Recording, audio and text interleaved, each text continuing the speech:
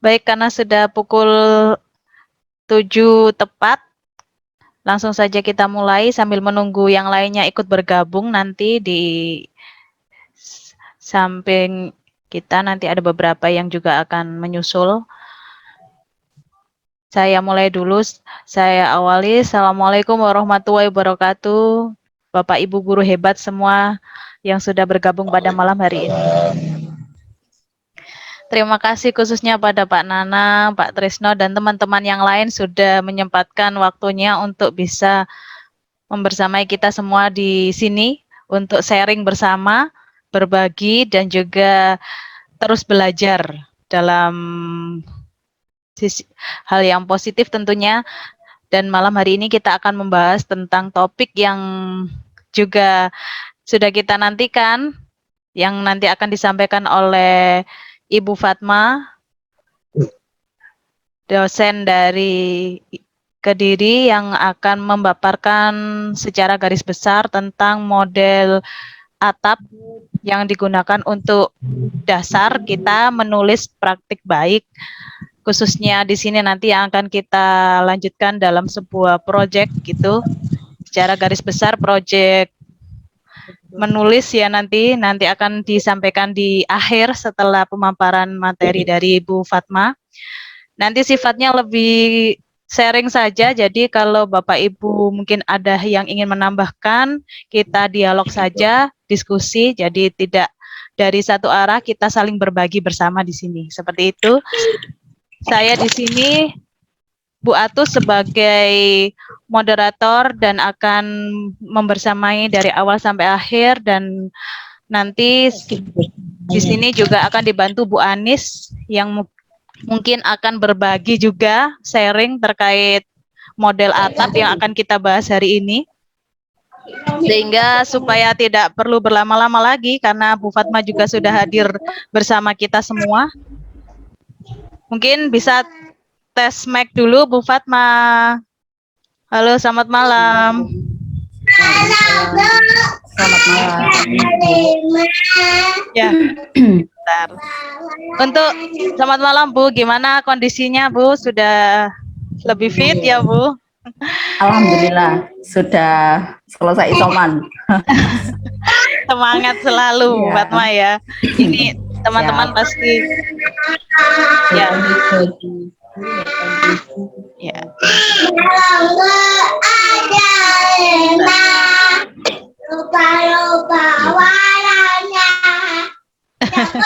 Ya, sebentar. Ya. Ini untuk hostnya saya, ini Bu Anis ya, untuk dibantu.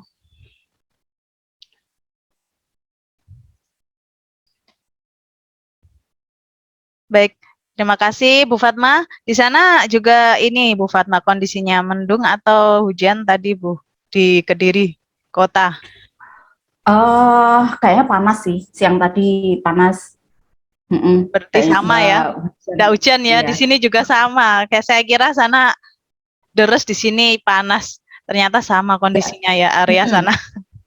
Iya, yang hari ini tadi. Hari ini nggak hujan. Betul. Iya, ini Bu Fatma tadi sudah saya sampaikan. Jadi intinya kita nanti akan ada proyek bersama di akhir, tapi sebelumnya kita dengarkan dulu mungkin seperti apa sih model atap yang tadi sempat saya singgung sedikit di awal. Mungkin teman-teman yang lain juga ingin tahu secara detailnya. Mungkin bisa saja langsung disampaikan Bu, sifatnya nanti sharing ya. Jadi nanti Bu Fatma menyampaikan juga berdialog dengan Bapak Ibu semua yang ada di sini. Jadi monggo bila ada yang ingin menambahkan atau bertanya, nanti akan ada sesi tanya jawab juga. Untuk itu langsung saja saya serahkan kepada Bu Fatma untuk menyampaikan materinya. Monggo Bu. Oke. Baik, terima kasih Bu Atus. Ini tadi perlu perkenalan dari KGBN nggak ya? Dari KGB Kediri itu apa dan sebagainya. Kayaknya ini ada 1-2 rekan saya yang belum jadi anggota KGB gitu dan berasal di luar dari Kediri. Apa mungkin Bu Atus perlu ini dulu prolog gitu? Iya, tadi langsung saja saya perkenalkan saya sebagai moderator tadi dan belum sempat menyinggung ya, ini sebetulnya acara ini terselenggara bersama dengan teman-teman semua dari komunitas guru belajar Nusantara Kediri. Jadi kita mengadakan temu pendidik daerah, temu pendidik secara online juga secara luring seperti yang sebelumnya pernah diselenggarakan di SMP 2 Paris. Sebelumnya kebetulan Bapak Nanang yang sebagai narasumbernya waktu itu dan juga Bu Safi. Dan hari ini diselenggarakan dalam bentuk online, jadi terselenggara setiap 2 minggu sekali. Biasanya nanti akan ada agenda setiap minggunya akan disampaikan di grup. Jadi ini adalah temu pendidik secara luring, secara online, daring, yang diselenggarakan oleh komunitas guru belajar Kediri. Dan pada malam hari ini temanya seperti yang saya singgung tadi, yaitu menulis atap yang nanti akan bermuara pada proyek menulis bersama. Seperti itu, Bu Fatma, mungkin ada yang perlu ditambahkan atau langsung saja disampaikan materinya, monggo. Baik, terima kasih Bu Atus, Bu Anis, dan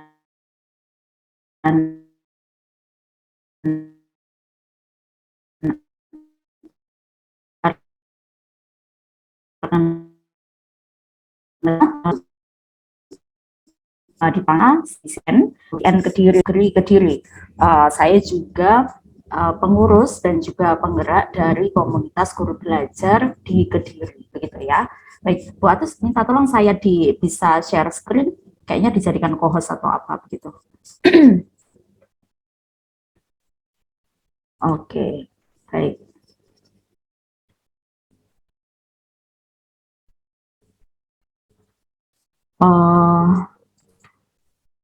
Baik, apakah sudah kelihatan, Bapak Ibu? Sudah, Bu Fatma. Sudah, Bu. Oke, baik. Terima kasih. Ini saya pakai Google Slide. Saya biasanya pakai Canva, tapi nanti nggak bisa diedit-edit begitu ya. Oke, coba saya slideshow-kan dulu.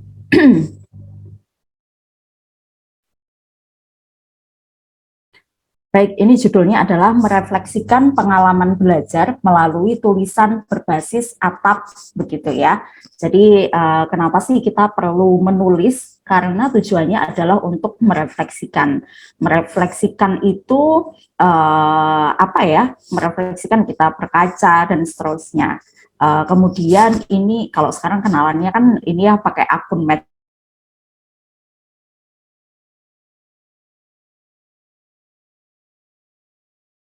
gitu, Puri Fatma. Ya, baik. Di sini kenapa saya diminta bicara gitu? Sebetulnya antara antara percaya diri dan enggak juga gitu. Tapi karena basisnya adalah atap itu tadi, dan kebetulan konsep atap ini yang biasa digunakan komunitas guru belajar dalam merefleksikan pengalaman belajarnya itu di SKGB, Bapak Ibu. Surat sempat ada cetak gitu ya, dicetak begitu kemudian dibagikan kepada siapa yang membutuhkan, tapi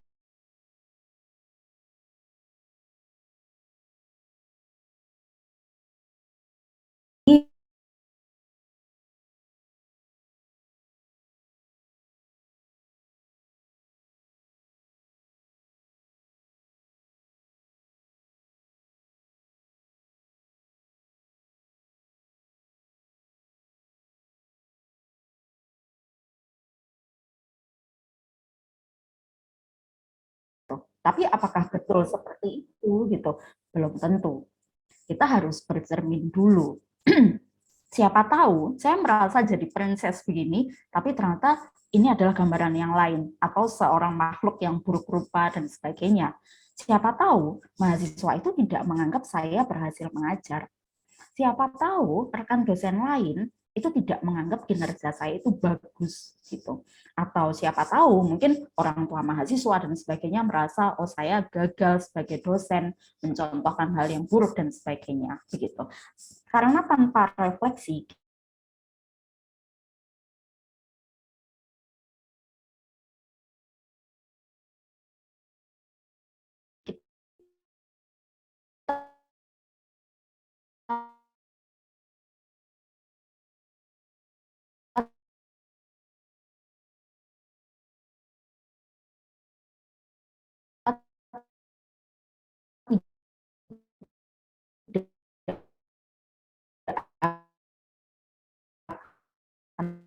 Hari setiap kali saya menulis atau itu bagaimana caranya saya memilih satu atau dua cerita yang paling menarik dan itu layak untuk dibaca oleh orang lain.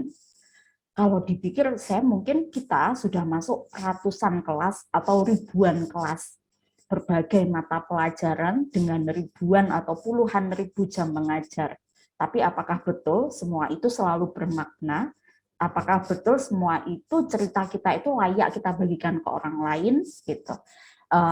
Ya pada akhirnya kalau untuk menulis ya kita pilih, mau nggak mau kita pilih satu dua yang paling menarik, yang itu mungkin cukup inspiratif ke untuk dibagikan ke bapak ibu yang lain, guru-guru yang lain. Oke, misalnya kita langsung ini ya, boleh tanya jawab langsung. Ada sebuah gambar ini ketika mahasiswa presentasi. Intinya begitu, ini sebelum pandemi. Kita perlu mengumpulkan info dulu. Katakanlah kita mengumpulkan info. Bapak Ibu mungkin boleh open mic ya. Apa sih yang bisa dikumpulkan informasinya dari gambar dua orang mahasiswa yang sedang presentasi mata kuliah ini? Sebetulnya info apa saja sih yang kita perlukan untuk bisa membuat sebuah tulisan, Bapak Ibu? Adakah yang mau berpendapat?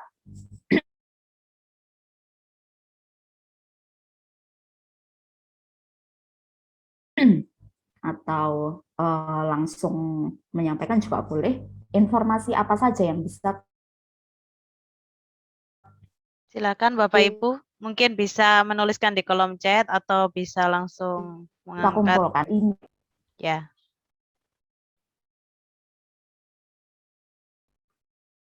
Oke, gambarnya adalah seperti ini. Atau mungkin dari Bu Atus, Bu Anis.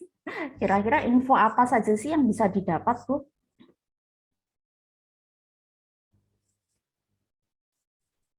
Ini mungkin lebih ke apa mind map ya, Bu. Mind map. Oke, berarti apa ya, jenis penugasannya begitu ya. Oke, adakah Bapak Ibu yang lain?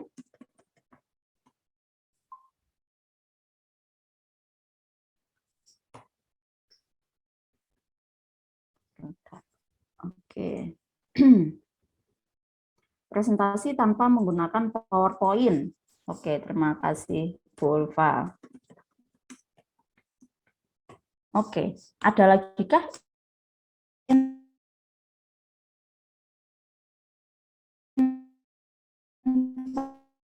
informasi stimulusnya adalah foto nih gitu. Kita mau bikin cerita. Kita apa saja yang bisa diceritakan dari sebuah gambar itu gitu. Oke, menurut Mbak Riza, Bu Riza menggunakan media non digital. Oke. Kemudian dari Bu Yuni, siapa yang presentasi?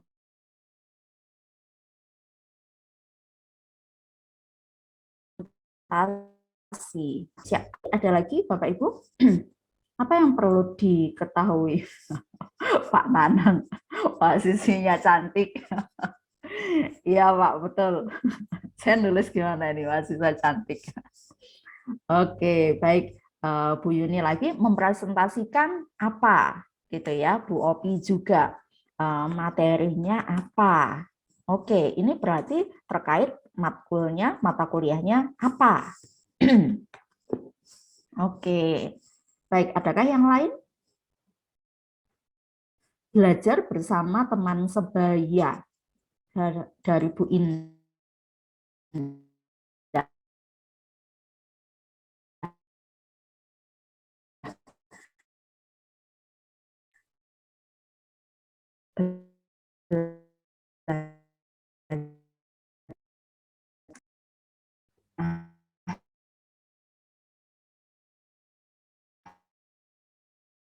Ini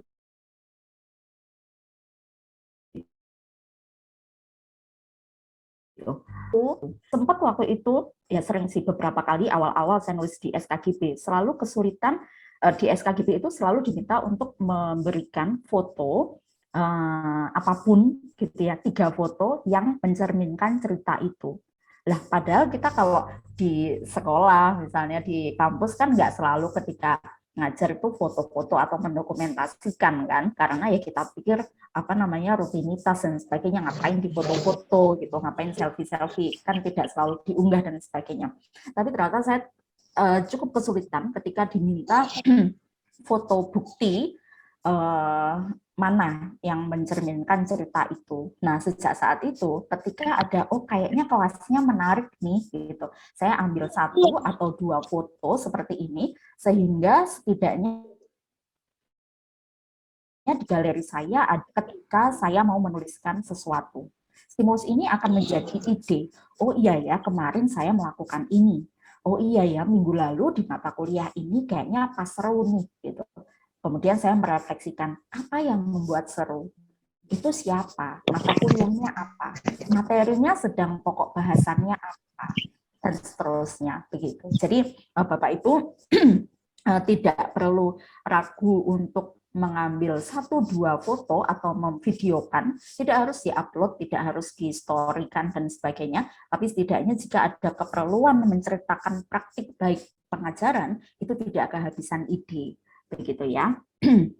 Oke, Boatus, proyek kelompok. Oke, baik. Nah, betul. Jadi hal-hal ini adalah hal yang bisa diceritakan gitu.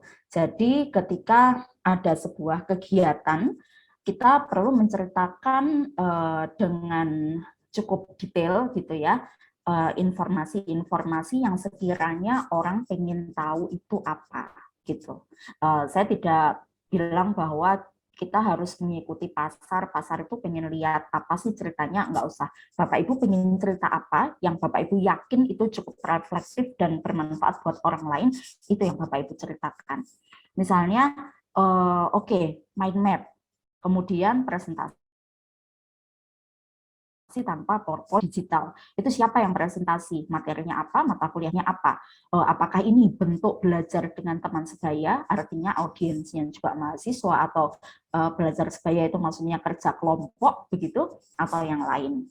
Hal-hal ini bisa diceritakan gitu. Jadi kita bisa membiasakan diri di dalam kelas itu dalam sebuah hari yang random, situasi yang random, peristiwa yang random, kita biasa mengobservasi, oh ini ya apa namanya peka gitu, lebih peka bahwa oh ini bisa dijadikan cerita, oh ini bisa dijadikan cerita, oh iya di tengah-tengah misalnya semua presentasi pakai PowerPoint. Biasanya kalau mahasiswa zaman saya kuliah dulu ya, pertemuan ada 14 kali pertemuan dalam satu semester, satu kelas dibagi kelompoknya itu dibagi 14, kemudian satu kelompok 4 atau 5 orang mempresentasikan materi pakai PowerPoint zaman saya dulu.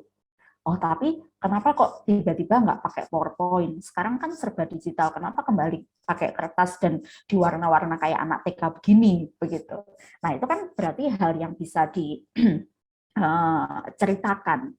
Pasti Bapak Ibu punya alasan tertentu mengapa melakukan ini dan tidak melakukan yang lain, begitu. Nah, ini siapa nih? Ini mahasiswanya kah, asisten dosen dan sebagainya. Dalam konteks ini ya mereka mahasiswa presentasi tentang hasil mata kuliah ini, kalau nggak salah analisis jabatan di psikologi industri dan organisasi, begitu. Apakah proyek kelompok? Ya, gitu. Jadi saya bisa menceritakan dari 1 foto aja, saya menceritakan banyak hal, begitu ya. Oke. Kemudian selanjutnya kita mencari sudut pandang yang menarik, gitu ya. Sudut pandang itu perspektif.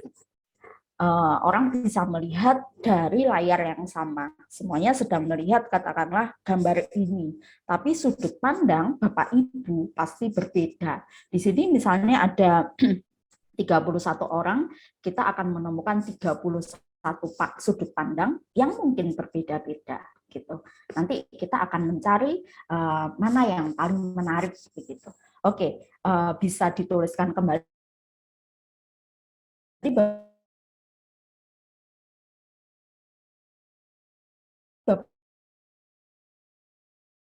Ibu, atau bisa kalau pandemi kan apa namanya, cuman zoom di screenshot gitu aja, kurang menarik. Nah, ini di dalam kelas, kemudian mereka ya saling ngobrol, ada kertas di sini, ada yang duduk di bawah, ada yang duduk di kursi, ada yang berdiri, dan sebagainya. Apa sudut pandangnya? Oke, Bu Syafi, kerjasama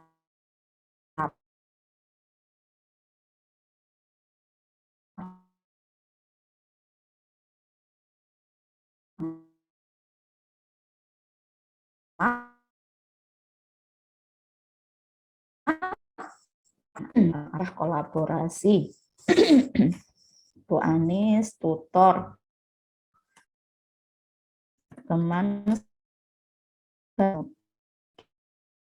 kemudian penugasan. Oke, Pak Budi, fokus, konsentrasi, wadah tegas. Baik. Oke, konsentrasi. Bu Atus, unjuk karya kelompok, artinya ini ya yang sudah dikerjakan kemudian dipresentasikan. Baik.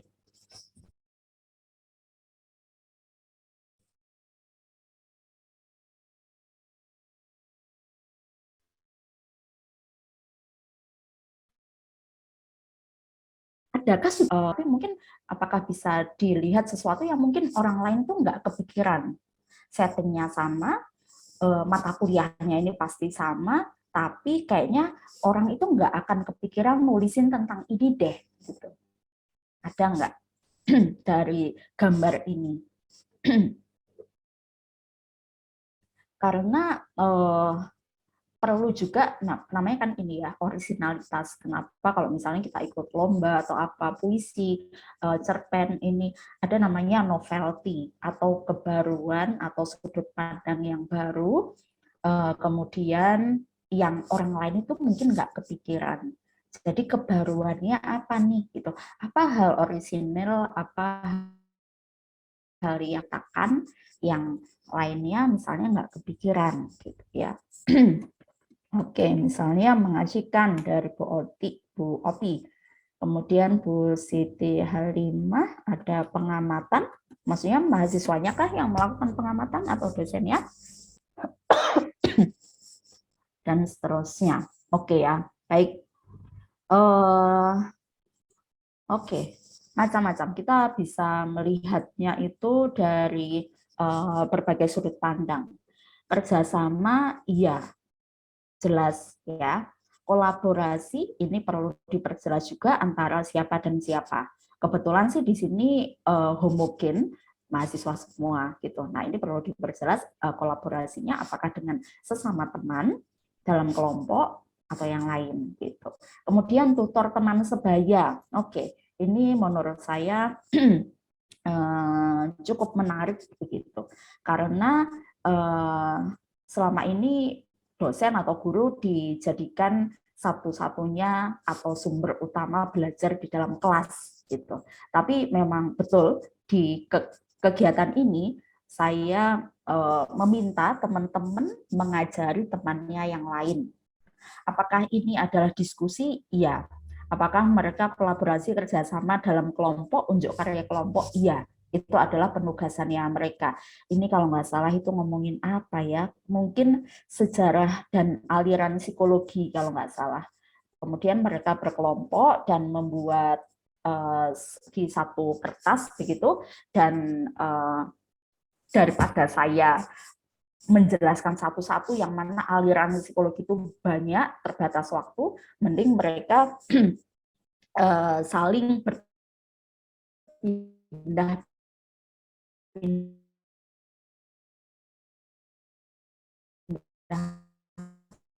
kelompok. Bisa di sekolah ya, window shopping. Saya akhirnya ikut-ikut menyebutnya window shopping.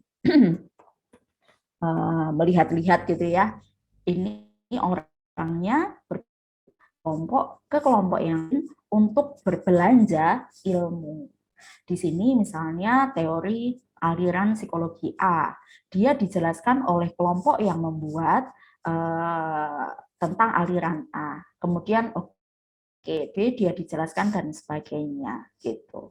Kemudian di sini kita juga bisa mengamal belajar persuasif dan argumentatif misalnya gitu. Karena kenapa? Ya orang yang menjelaskan ke orang lain itu mau nggak mau harus menguasai karena mereka ada diskusinya gitu. Ketika ditanyain, loh kenapa tokoh ini kok ngomongin soal teori ini gitu.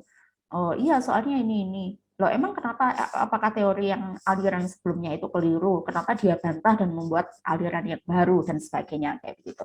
Berarti kan ini secara tidak saya ngomong, Anda harus belajar persuasif rekan-rekan mahasiswa, ya mereka akan otomatis persuasif. Dia akan mempersuasi agar orang atau tamu yang datang ke tokonya ini percaya dan dengan materi yang dia sampaikan begitu.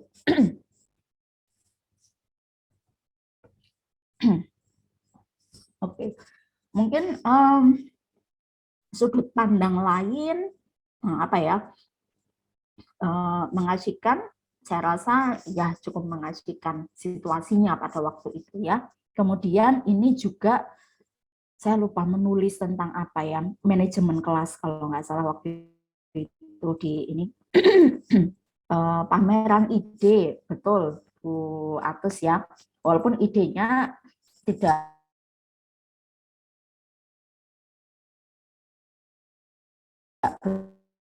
betul-betul ibu lagi.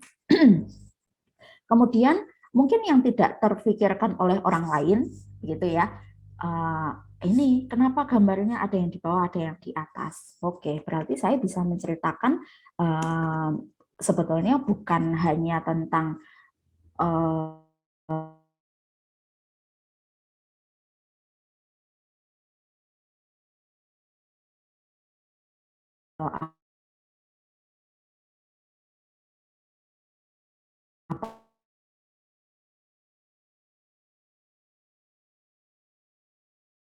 apa namanya ada, jadi saling memunggungi kelas dan mereka berputar gini, mungkin ada berapa kelompok lah saya lupa begitu. Bukannya biasanya kursinya itu semua hadap depan, kemudian dosennya menceritakan semua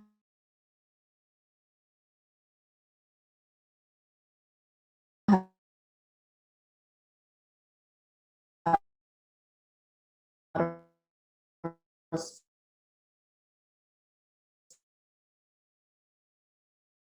diam, angkat aku mungkin sudut pandang yang lain mungkin yang tidak dipikirkan oleh penulis lain. Aku mau ngomongin kenapa kelasnya di manajemen atau dikelola seperti itu. Ada apa sih gitu ya. Jadi ini menarik semua yang Bapak Ibu sebutkan tadi, tapi mungkin ada satu dua hal yang tidak dipikirkan oleh orang lain. Ya, maaf ya kalau saya agak minum-minum, masih agak batuk. Bu Siti Halimah, Merdeka Belajar. Iya Bu, ya. Karena kita nanti konteksnya memang perlu yang merdeka belajar ya dalam penulisan ini nanti.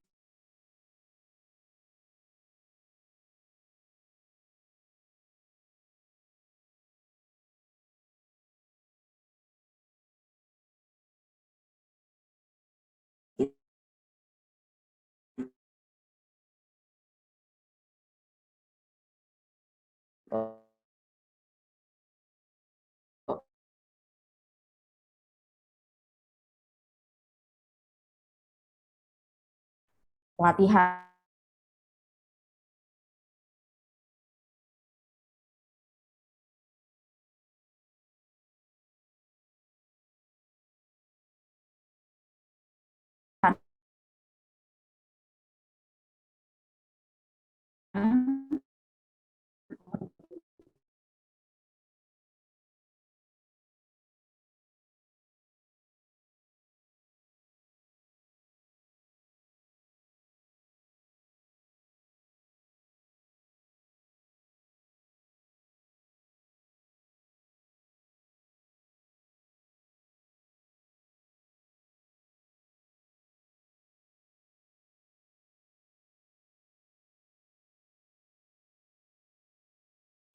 Karena kayaknya jarang deh atau nggak pernah ya orang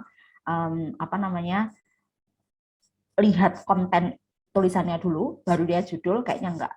Kita lihat, orang itu pasti lihat judulnya dulu, lihat covernya dulu, kemudian baru beli atau enggak buku itu, gitu.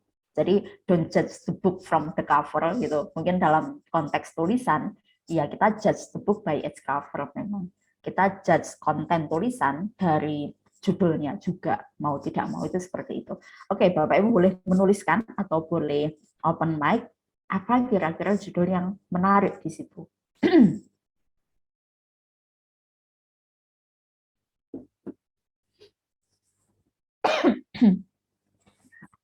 Gaul tak pandang usia. Oke, Pak Budi. Gaul tak pandang usia.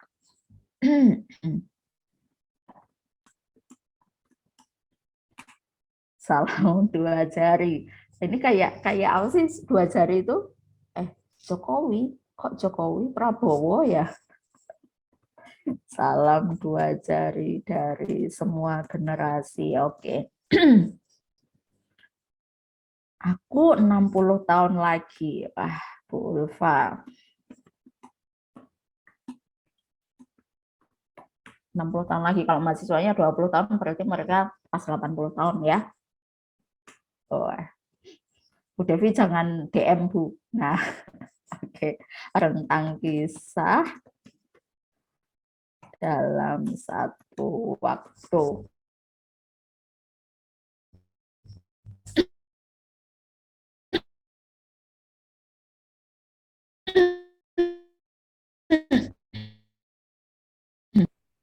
Datang simbah.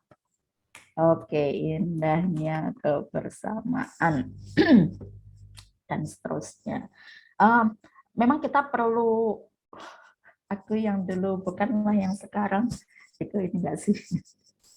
Oke, ada Bapak ya nih ya, Bazigar Bajah, namanya bagus ya. Jarak usia bukan halangan.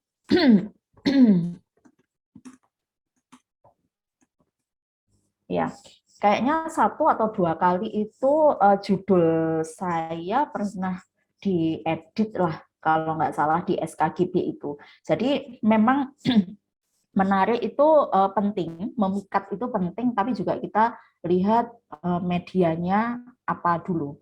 Misalnya ketika saya ngomongin travel writing ke Pulau Buru itu tadi, boleh saya ngomong tentang aku misalnya, tapi kata aku tidak boleh digunakan ketika dalam situasi yang ilmiah atau lebih serius.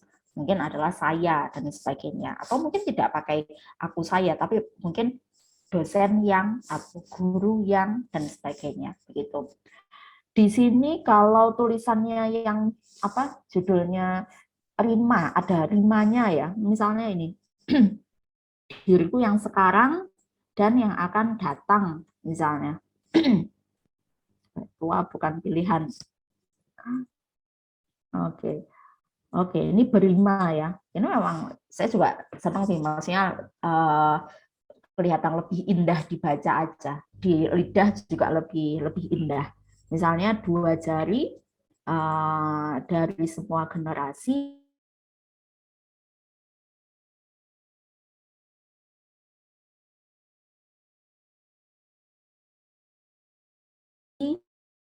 semuanya bisa semuanya. Tapi biasanya kayaknya kalau di FKGB ya, judul-judul ini lebih cocok untuk cerita-cerita di apa ya, kumpulan cerpen misalnya. Kemudian ini boleh, tapi mungkin ketika di agak-agak formal mungkin bahasanya itu apalagi ya,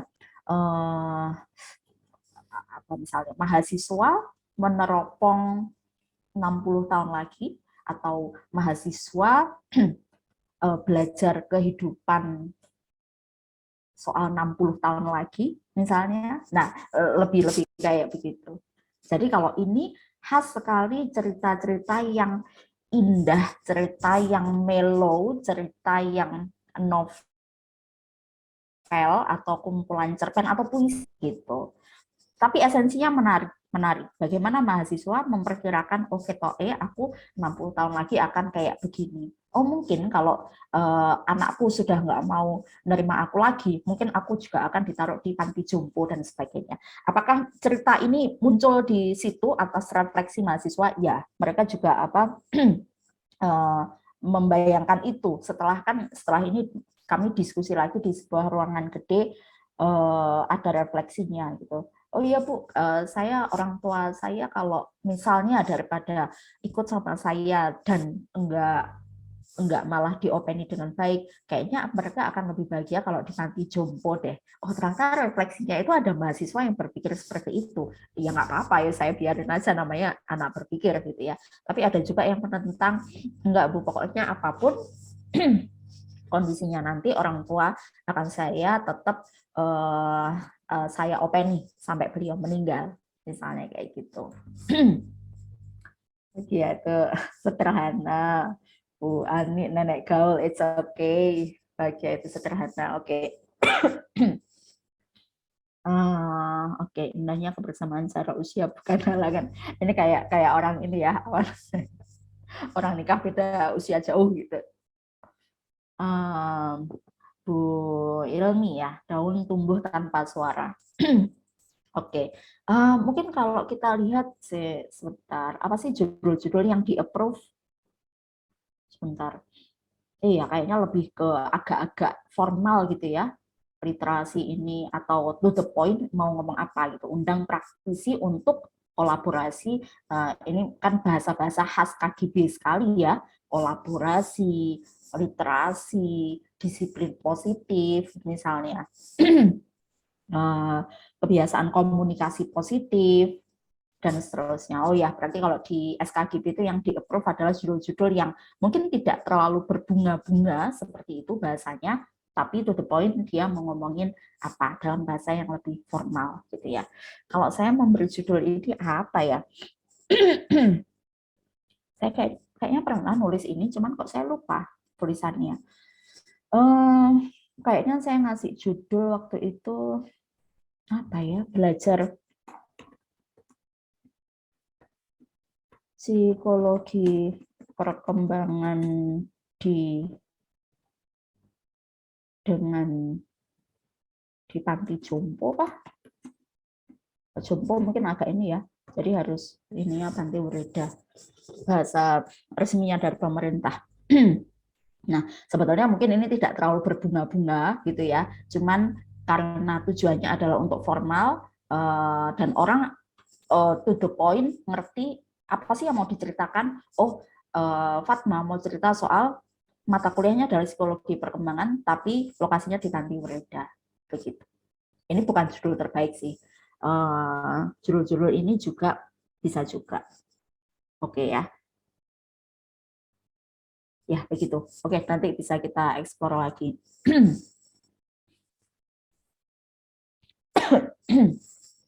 Oke. Kemudian setelah kayaknya judul terakhir ya tadi ya. Yang perlu lagi selain judul yang menarik adalah menyusun kalimat atau paragraf pertama yang menarik juga. Itu akan menentukan apakah pembaca mau membaca kalimat-kalimat selanjutnya atau tidak. Kayak kita nonton film atau nonton drakor misalnya, ada 16 episode, ketika episode pertama nggak bagus, kita kan juga males mau lanjutin ke episode-episode berikutnya. Nggak bagus itu bukan berarti yang jelek atau gimana gitu ya. Yang namanya drakor pasti digarap dengan serius. Mungkin itu bukan genre kita. Mungkin kita nggak suka artisnya. Mungkin ceritanya nggak terlalu relate sama kehidupan kita sehari-hari dan sebagainya, sehingga kita tinggalkan. Tulisan juga bisa kayak gitu. Makanya kenapa apalagi kalau dosen ini skripsi gitu ya, atau Bu Devi lagi tesis gitu, latar belakang itu harus sangat menarik gitu. Keunikannya sudah harus dapat, kenapa urgensinya menulis ini itu apa, kebaruannya apa dibandingkan penelitian-penelitian sebelumnya. Kemudian itu akan mempengaruhi apakah dari bab 1 orang itu tertarik untuk membaca bab 2, bab 3, bab 4, bab 5, dan seterusnya. Begitu. Baik, coba ya, ini kalimat pertamanya apa ya yang menarik. Jadi ini yang judulnya mengundang praktisi untuk kolaborasi ini tadi sih. Waktu itu mata kuliahnya psikologi industri dan organisasi. Saya mengundang praktisi alias orang yang sudah bekerja dan beliau psikolog juga untuk berbagi dengan para mahasiswa tentang dunia kerja itu sebetulnya bagaimana. Realnya itu bagaimana ketika PIO atau psikologi industri organisasi itu dalam dunia kerja. Beliau juga memberikan motivasi dan sebagainya gitu. Dan ini tidak di kampus, ini ada di Sekolah Alam Ramadhani namanya, di salah satu sekolahnya dosen teman saya yang punya cukup ruang untuk mungkin 50 atau 60 mahasiswa ini gitu. Kira-kira kalimat pertama apa yang menarik dalam situasi ini, Bapak Ibu? Mereka duduknya lesehan, mereka belajarnya di luar kampus, dan mereka yang mengajar bukan dosennya, tapi praktisi. Kira-kira kalimat pertamanya itu apa, Bapak Ibu?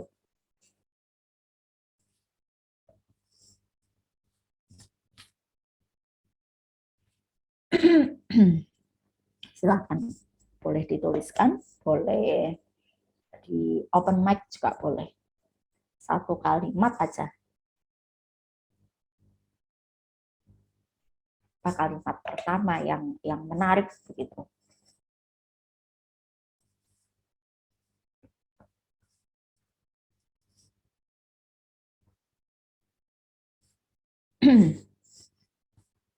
Oke, ya. Jadi mengumpulkan infonya itu tadi. Mata kuliah PIO, ini bukan dosen, ini bukan di kampus, tapi ini kita sedang kuliah. Oke, buat hidup tak selalu penuh kenyamanan. Ada kalanya keluar dari zona nyaman adalah hal yang mengasyikkan. Oke. Sip, sip. Hidup tak selalu penuh kenyamanan. Oke, dari Bu Rifa. Pentingnya kolaborasi dengan pihak-pihak luar dalam meningkatkan kompetensi siswa sangat diperlukan. Nah, ini langsung masuk ke kayak pokok pikiran ya dalam paragraf. Ya, dalam satu paragraf memang pokok pikirannya bisa di depan, bisa di belakang, bisa di tengah-tengah. Tapi ya memang dipastikan kita dalam satu paragraf itu tidak terlalu panjang. Misalnya dalam satu A4 itu ya, itu jangan satu paragraf isinya. Kayaknya 3 atau 4 paragraf yang agak pendek-pendek itu oke tuh. Jadi mata juga nggak akan lelah gitu bacanya. Oke. Pak Bazigar, santai tapi serius. Begitulah cara pelajar sekarang agar menambah semangat belajarnya. Oke, ini menarik juga. Oke. Belajar bisa di mana saja, dengan siapa saja, dan kapan saja. Oke. Menarik juga. Wah, ini sih sudah jadi penulis semua. Saya ini Nguyahi Segoro namanya. Iya. Oke. Iya, ini menurut saya oke sih. Maksudnya kan tidak ada yang menuliskan pada suatu siang, misalnya. Karena kayaknya semuanya sudah once upon a time, pada suatu masa, pada suatu siang, pada suatu hari yang cerah, gitu kan nggak ada kan? Ya, alhamdulillah. Bu Anis, situasi menunjukkan ketegangan. Oh iya ya. Ditunjukkan dengan ekspresi si narasumber, namun para mahasiswa menghilangkan ketegangan dengan kesantaian. Oh iya ya, nah ini contoh sudut pandang yang menarik, Bapak Ibu. Saya bahkan luput melihat bahwa si pemateri ini ekspresinya begitu, walaupun dari samping. Ya betul juga ya. Apakah nanti bisa dilihat apakah bisa menjadi highlight sebuah tulisan tentang ketegangan ini atau tidak, itu hanya Bapak Ibu yang tahu. Apakah situasinya pada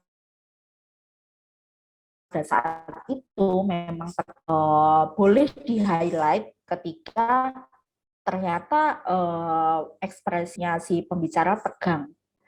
Akan menarik misalnya gini, dari sudut pandang Bu Anis ya, highlight tegang, misalnya ternyata refleksi di akhirnya adalah, ini cerita tuh bukan mesti keberhasilan Bapak Ibu. Di KGB ditekankan bahwa kita tuh boleh gagal berkali-kali. Dan memang dalam mengajar itu tidak selalu berhasil gitu. Katakanlah dalam satu semester 16 kali pertemuan, mungkin hanya satu cerita yang menarik gitu juga bisa. Jadi misalnya saya ketemu refleksi dengan kasus Bu Anis misalnya, oh ternyata saya salah memilih narasumber. Misalnya gitu. Itu boleh dituliskan di refleksi seorang pendidik. Untuk menunjukkan kita itu enggak super power gitu. Kita itu enggak yang sempurna banget dalam menghandle semua situasi puluhan mahasiswa dan sebagainya. Kita bisa keliru, kita bisa salah memutuskan, dan untuk itulah kita merefleksikan.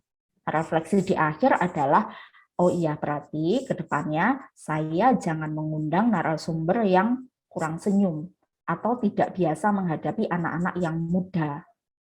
Saya keliru nih kemarin, jadi situasinya itu tegang begitu. Nah itu bisa. Gitu. Tapi ketika situasinya ternyata tidak begitu, di sini berarti jangan dijadikan highlight, karena highlightnya adalah mengundang praktisi ini untuk kolaborasi kayak judul saya itu tadi. Oke, menarik Bu Anis, jadi saya bisa membahasnya tadi. Ada lagi Bapak Ibu? Belajar bisa di mana saja, kapan saja, oke. Santai tapi serius, iya betul. Ini bisa ditambah dengan informasi, misalnya Bapak Ibu melihat situasi kelas itu, mereka membawa camilan, mereka boleh minum pada saat itu, mereka habis itu kalau nggak salah anak-anak itu rujaan atau apa gitu, saya lupa di situ, bisa gitu. Dan anak-anak seneng, iya gitu. Minusnya adalah ini harus dilakukan di luar hari kuliah, jadi harus Sabtu atau Minggu. Karena pasti kalau Senin sampai Jumat mereka kuliahnya di kelas yang berbeda-beda dan bisa akan bentrok gitu. Nah, poin refleksi itu tadi boleh dituliskan. Oh, ternyata kelemahannya memang ini menarik, memang ini asyik, memang ini akan membuka pengalaman yang berbeda, tapi minusnya adalah kita harus meluangkan waktu di weekend lagi untuk mengadakan ini di akhir di kuliah begitu ya. Oke, dari Bu Aldila, Sabtu 17 Maret, ini khas tulisannya suaminya Bu Devi nih ya, wartawan ya. Sejumlah mahasiswa tampak belajar didampingi oleh praktisi psikolog secara langsung. Oke. Iya, berarti ini kayak deskriptif ya. Bu Aldila menceritakan deskripsi kelas situasi yang dilihat pada saat itu. Oke, cuman biasanya saya tidak menyebutkan 1 dalam kurung 17/3 seperti berita. Biasanya kalau di SKGB atau tulisan-tulisan yang lebih agak ringan dibaca, saya tidak menuliskan itu. Paling untuk menunjukkan waktunya, saya hanya menuliskan semester lalu misalnya gitu, atau bulan lalu, atau 2 bulan lalu, atau minggu lalu, dan seterusnya begitu. Karena informasi tentang tanggal dan sebagainya mungkin tidak cukup penting diketahui oleh pembaca, karena pembaca mungkin akan membacanya 2 bulan lagi kah, atau 3 bulan lagi, dan seterusnya. Dan di edisi itu atau terbitan, misalnya kita mau bikin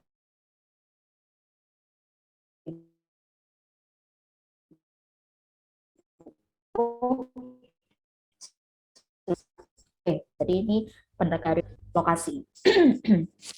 Oke, itu semua menarik sih, Bapak Ibu. Kalau saya sendiri apa ya? Saya agak lupa kemarin nulisin apa. Oke, nanti saya akan contohkan hubungannya dengan atap itu tadi. Baik, latihannya cukup 4 ya, Bapak Ibu. Kita langsung masuk ke atap. Kenapa disebut atap dan sebagainya. Oke, menurut Bu Adiana, mahasiswa psikologi ya, mengikuti perkuliahan secara enjoy dengan praktisi. Oke, berarti ini menceritakan tentang suasananya dulu. Dan ini perlu didukung dengan data observasi yang kuat. Oke, nanti saya akan bahas di belakang. Enjoy. Nah, ini ya untuk kata-kata yang ada padanan di bahasa Indonesianya, sebisa mungkin di bahasa Indonesiakan saja. Misalnya enjoy itu apakah sangat menikmati misalnya, atau sangat ya menikmati ya, enjoy ya itu. Jadi biasanya kita meminimalkan kata-kata yang sudah ada padanan Indonesianya, di Indonesiakan aja gitu. Misalnya, dan sekarang kita harus ini ya, saya itu ngikutin akun Ivan Lanin yang dia kayak setiap hari itu ada kosakata baru yang saya baru tahu gitu. Dan wah, sebegitu banyaknya kosakata yang sudah dibahasa Indonesia kan, dan saya harus belajar kalau mau nulis yang betul-betul bahasa Indonesia, nggak yang campur-campur begitu ya. Oke, atap itu adalah singkatan Bapak Ibu. A-nya adalah awal, T tantangan, A aksi, P perubahan atau pelajaran yang didapat gitu. Maksudnya apa? Oke, awal. Awal ini adalah kondisi permulaan yang meresahkan. Kondisi kelas ya, kondisi kelas, kondisi ya, kita kalau ngomongin tentang praktik baik pengajaran, hal yang paling dekat dengan kita adalah kondisi kelas kita masing-masing. Sehingga kita ya boleh sih dihubungkan dengan kebijakan dari kementerian, dari sekolah boleh. Cuman betul-betul yang dekat, yang kita itu merasakan langsung adalah kondisi kelas masing-masing begitu ya. Jadi kita keresahannya, kita harus mengumpulkan banyak sekali keresahan untuk bisa menulis. Karena kalau kita tidak resah dengan apapun, kita akan sulit gitu. Kayak nggak ada masalah, yang ngapain nulis begitu ya. Kayaknya ada satu lagi tadi Bu Rina, belajar tak selalu menyenangkan, tapi ketegangan juga dapat melatih tantangan, melatih mental. Oke, berarti highlight-nya adalah belajar itu kadang yang nggak nyaman, keluar dari zona nyaman tadi ya. Oke, terima kasih Bu Rina.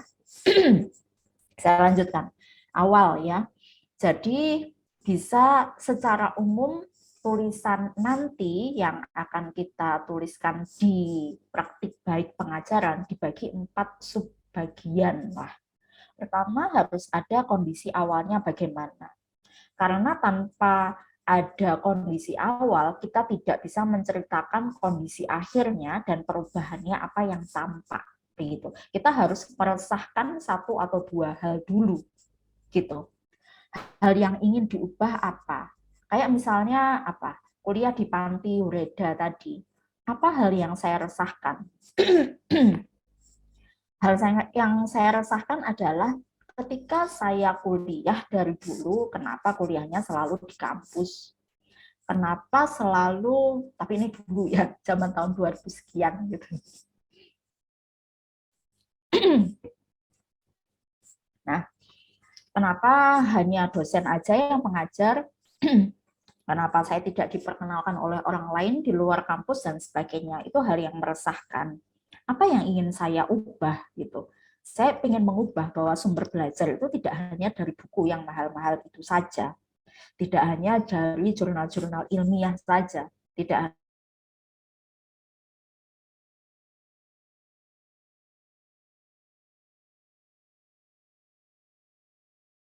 hanya dari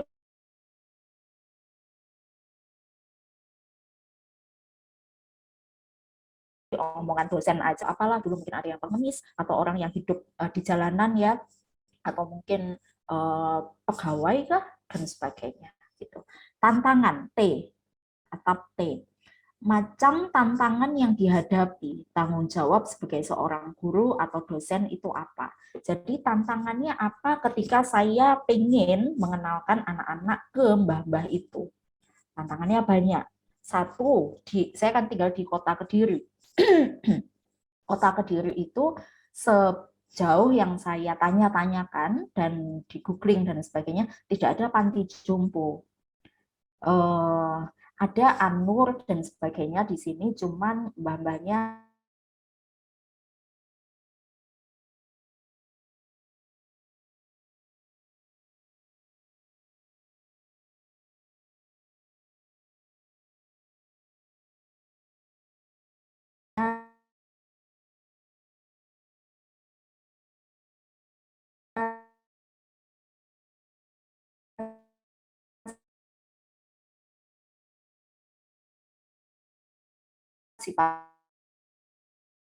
siapa, seterusnya gitu. Kemudian tantangannya lagi apa? Bahasa.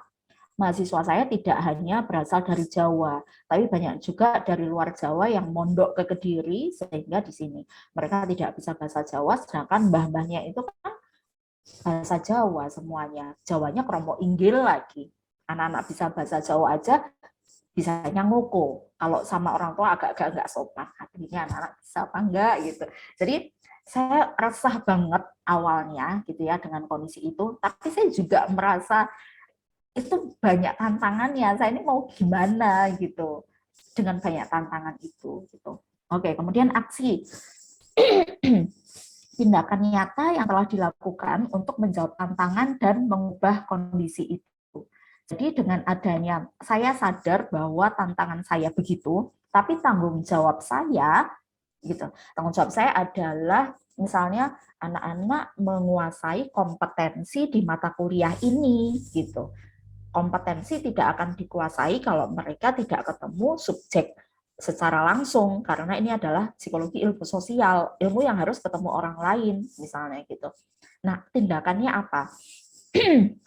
Ya akhirnya tindakannya saya membentuk apa ya, mengkondisikan itu pokoknya dengan komunikasi yang harus intens selama beberapa pertemuan sebelumnya, memastikan kenapa ini penting. Itu yang paling urgent itu. Kenapa ini penting? Meyakinkan mereka, harus persuasif bahwa mereka harus keluar kampus. Gitu. Memastikan mereka tidak bentrok jadwalnya. Karena saya pernah itu kuliah di tempat yang lain bentrok, dan ternyata mahasiswa sebetulnya kan memang punya jadwal bolos 3 kali. Tapi kebetulan pas bentrok itu, mereka oke lah boleh bolos, tapi bolosnya kayak separuh kelas di mata kuliah dosen yang lain. Saya sampai ditelepon dosen itu, Bu ini bener anak-anak kuliah di jenengan, kok pada separuh kelas ini nggak datang ke kuliah saya. Itu saya malu, saya merasa nggak enak, saya harus minta maaf berkali-kali dan sebagainya. Nah, kayak hal-hal begitu, itu bisa dituliskan di refleksi. Begitu. Saya harus memastikan aksinya itu tadi ya, dengan komunikasi yang intens, pastikan kamu tidak ada mata kuliah pada jam itu, pastikan kamu punya kendaraan di sana, pastikan kamu teman sekelompoknya adalah orang yang ngerti bahasa Jawa dan bahasa Jawanya kromo inggil, pastikan kamu mau nyumbang 10 ribuan aja. Dalam satu kelas kan 40 orang, paling nggak 400 ribu lumayan lah untuk nyumbang atau apa gitu ya. 10 ribu aja, karena kamu sudah ada bensin dan sebagainya, nggak apa-apa ya, saya menarik iuran lagi di luar SPP-mu, tapi 10 ribu aja, paling nggak kan kita nggak mungkin nggak bawa apa dan sebagainya gitu. Jadi aksinya saya menceritakan di tulisan itu bahwa itu berat, cukup berat, tapi saya harus melakukan itu. Karena kalau enggak, ya mereka hanya mendengarkan penjelasan saya tentang lansia itu dari mulut saya aja begitu. Oke, jadi aksinya itu kemudian mereka di sana membuat daftar pertanyaan, kemudian memilih lansianya mana yang bisa diajak ngobrol dan enggak. Saya harus mengkomunikasikannya dengan sana, karena ada yang sudah agak linglung, itu nggak bisa diajak komunikasi, agak punya gangguan jiwa, nggak bisa diajak komunikasi, ternyata ada yang bohong, dan sebagainya. Begitu. Kemudian perubahan pelajarannya apa? P yang terakhir, perubahan yang tampak, refleksi atas aksi yang dilakukan, catatan keberhasilan dan kegagalan pelajaran yang didapat gitu. Jadi perubahannya apa? Atau pelajaran yang bisa diambil baik oleh dosen dan mahasiswa itu apa? Nah, ini perlu didukung oleh data-data, Bapak Ibu. Jadi tidak boleh ngasal juga gitu ya. Jadi setelah mereka kembali dari sana, ada presentasi masing-masing kelompok menyampaikan hasil observasi dan wawancaranya. Kemudian catatan keberhasilan dan kegagalan apa? Saat keberhasilan, oke lah, mereka lebih paham, lebih senang, dapat pengalaman baru dan sebagainya. Kadang-kadang ketika diceritakan itu kok kayak ini gitu. Tapi ternyata kegagalannya ada. Waktu itu ternyata mahasiswa banyak yang nggak bawa bekal makanan. Sampai jam makan siang itu lewat dan mereka harus buru-buru kembali ke kampus untuk UAS. Jadi mereka banyak yang nggak makan gitu. Oh iya ya, saya luput ini kan melihat bahwa itu harusnya saya harus ngomong mereka bawa camilan, bawa roti dan sebagainya. Pada akhirnya mereka kembali ke kampus UAS dalam kondisi banyak yang belum makan dan sholatnya itu agak-agak keteteran gitu, sholat duhurnya kayak begitu. Kemudian pelajaran yang didapat apa? Oh berarti refleksinya kalau ke depannya bla bla bla kayak begitu. Nah, seperti itu Bapak Ibu, atap ini gitu ya. Jadi kenapa disusun seperti ini? Awalnya saya juga kurang tahu ya, KGB menemukan formula ini di mana, tapi setelah saya beberapa kali menulis, ini luar biasa.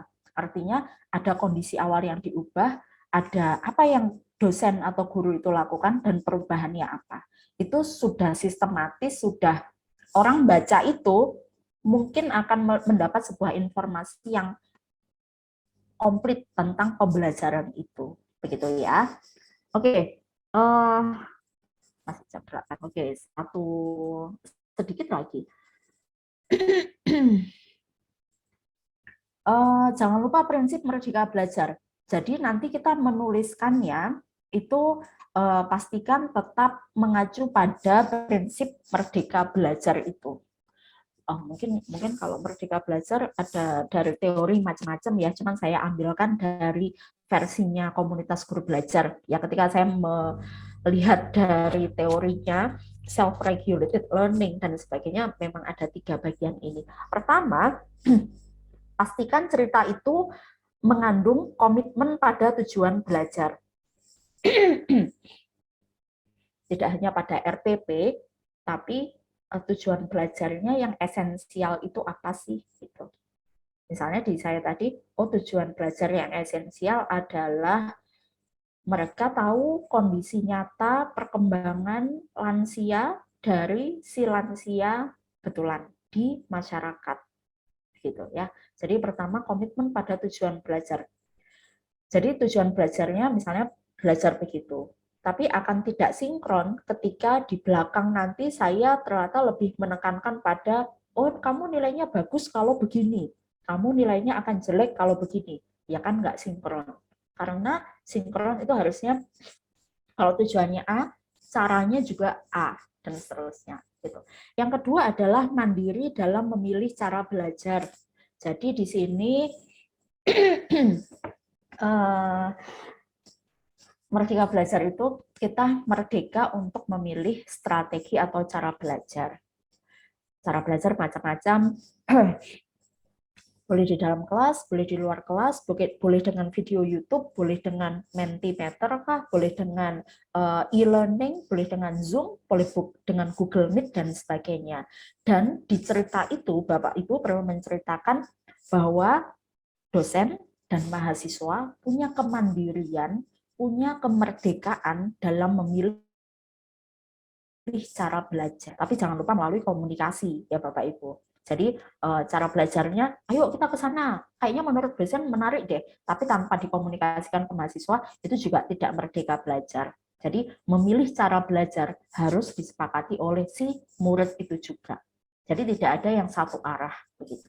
Yang ketiga, refleksi hasil belajar. Itu tadi ya ada perubahan pelajarannya. Hasil itu harus direfleksikan dan itu melalui komunikasi.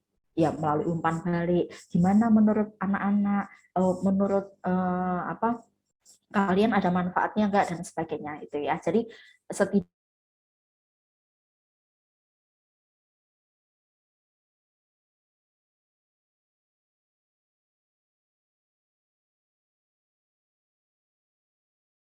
setidaknya ada lagi. Gimana yang merdeka itu, yang memanusiakan hubungan.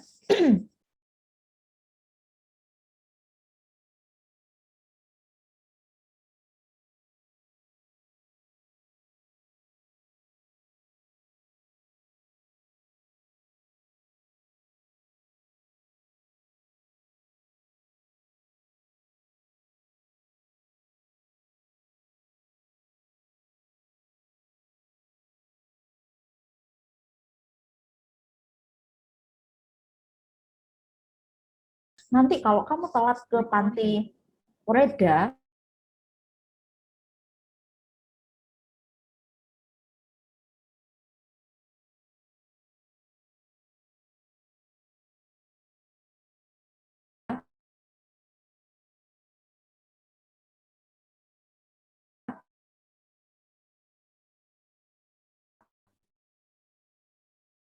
kamu ya, kita nggak untuk sok-sokan jadi guru, tapi murid itu butuhnya apa sih?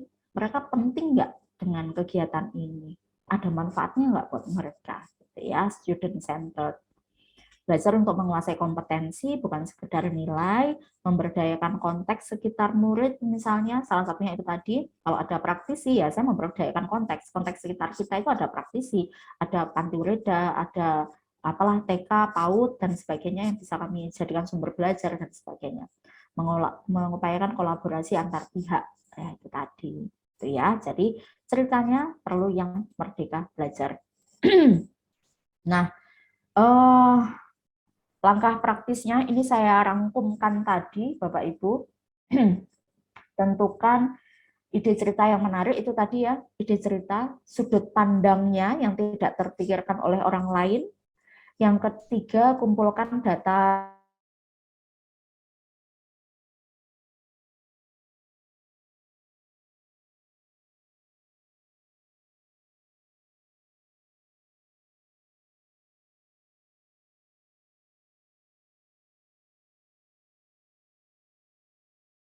atau umpan balik yang real gitu, hasil observasi atau wawancara. Misalnya kita menanyai ke murid gitu, gimana menurut pendapat kamu? Kamu seneng nggak? Apa yang menurutmu perlu kita tingkatkan di pembelajaran ini? Ada masukan nggak buat ibu, buat bapak, dan sebagainya? Itu adalah betul-betul hasil kita mengobservasi dan mewawancara murid-murid kita, ya. Sehingga tulisan nggak halu kayak yang di awal itu, merasa jadi princess yang cantik, merasa jadi dosen atau guru yang berhasil, tapi ternyata orang lain menganggapnya nggak begitu. Gitu. Jadi tulisan kita kuat, Bapak Ibu, tidak bisa dibantah. Sering saya menuliskan, oke, tulisan saya tidak mungkin bisa dibantah orang lain karena saya punya data. Kamu mau nanyain mahasiswaku, silakan, boleh dicocokkan. Hasilnya itu yang kayak aku tulis ini. Gitu. Jadi nggak ada yang melebih-lebihkan atau halu dan sebagainya. Gitu. Kemudian buat rangka paragraf itu tadi ya, kemudian susun tulisan yang utuh, baru pilih judul yang representatif dan eye-catching, dan editingnya atau menyunting itu di akhir aja. Jadi nggak usah overthinking, misalnya paragraf pertama, aduh kayaknya jelek deh, hapus semuanya. Terus bikin lagi satu kalimat, kayaknya nggak gini deh, gitu, dihapus lagi ini. Nah itu nggak selesai-selesai. Jadi satu tulisan dulu aja, di editnya itu yang terakhir. Kayaknya gitu dulu dari saya, Bapak Ibu. Mungkin nanti kita bisa perdalam lagi ditanya jawab. Terima kasih. Saya kembalikan ke Bu Atus. Wah, menarik sekali paparan rinci ya dari Bu Fatma tadi, mulai dari kita belajar latihan bareng tadi ya Bu, dari 4 slide sebelumnya, kemudian disampaikan dalam metode atap seperti apa, dan bagaimana tahapannya. Yang pasti adalah prosesnya harus membawa Merdeka belajar di dalamnya, karena itu tadi sesuai dengan proyek kita di awal, kita tidak boleh menganggap pembelajaran kita itu menurut kita berhasil, tapi apakah betul berhasil itu perlu dilakukan juga umpan balik kepada siswa atau mahasiswa kita setelah proses berakhir. Jadi itu tadi yang mungkin bisa kita simak dari awal sampai akhir. Mungkin dari sini ada yang ingin bertanya kepada Ibu Fatma, boleh langsung membuka mikrofon atau mengangkat tangan terlebih dahulu, atau bisa menuliskan di kolom chat terlebih dahulu dan nanti akan saya bacakan. Ini ada Pak Nanang, Bu Fatma sudah mengangkat tangan. Mungkin dari Pak Nanang saya persilahkan lebih dahulu, Pak. Monggo. Terima kasih Bu Atus, Bu Fatma. Sangat menarik sekali yang disampaikan. Yang pertama mungkin langsung dijawab dulu. Ini apa ada levelnya apa enggak itu apa menulis atap ini, apa level untuk, maksudnya level si pendengarnya untuk pemula ataukah untuk yang sudah level 1 sudah advance misalnya saja. Jujur saya menggambarkan diri saya masih pemula untuk menulis atap, bahkan menuliskan A, T, dan A-nya ini belum begitu fasih. Nah, jadi kalau misalnya ini untuk level pemula, menurut saya agak kesulitan. Beberapa hal tadi di awal saya sangat sepakat ketika ada himbauan Bu Fatma untuk mempermudah menulis praktik baik dalam sintak atap ini, tidak usah memperhatikan pasar dulu misalnya saja. Ya, bahkan batasan-batasan lain mungkin mestinya harus dihilangkan semua, termasuk 4 latihan yang pertama tadi itu mungkin menurut saya sebagai pemula, tapi ya sebagai pemula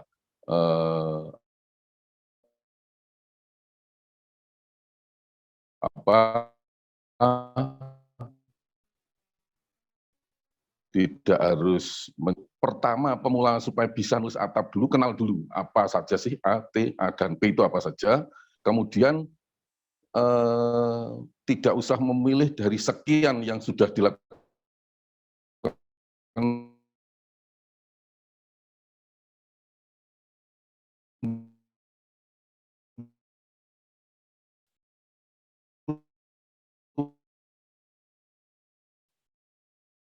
menarik atau tidak, tetapi apa yang paling disampaikan oleh Bu Fatma itu baru mulai digunakan. Bahkan mungkin tidak perlu memperhatikan nanti ada yang tertarik apa enggak, ada yang membaca apa tidak, tapi berani dulu mengungkapkan praktik baiknya dalam bentuk atap. Mungkin yang pertama. Bahkan ketika belum memuat Merdeka Belajar pun, yang mungkin di antara kita para guru ini belum paham betul, enggak apa-apa. Pokoknya itu yang sudah dia lakukan, tetapi dia mampu nulis, memasukkannya di A, di T-nya, di A-nya, dan di P-nya. Baru nanti pada level berikutnya meningkat pada bagaimana supaya tulisan kita itu bisa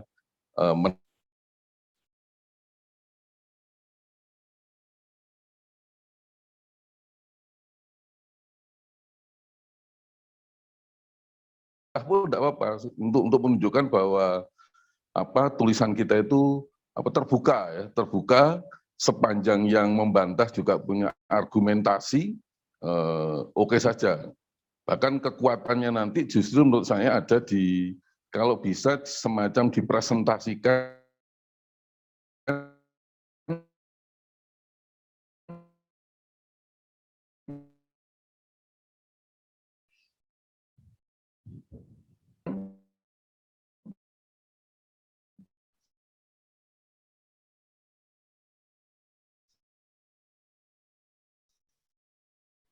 dikuatkan awal, terus lalu tantangannya apa saja, tindakan yang sudah Bapak Ibu lakukan apa, seingat Bapak Ibu apa, mungkin ingatnya seminggu yang lalu enggak usah, mungkin dulu ada yang merasa bagus tapi sudah 10 tahun yang lalu misalnya saja, mungkin jadi ini kalau untuk level pemula mungkin lebih baik mendorong ke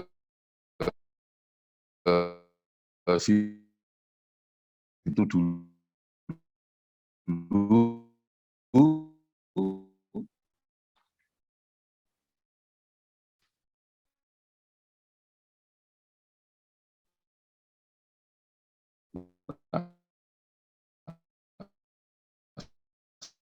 setelah ada baru dengan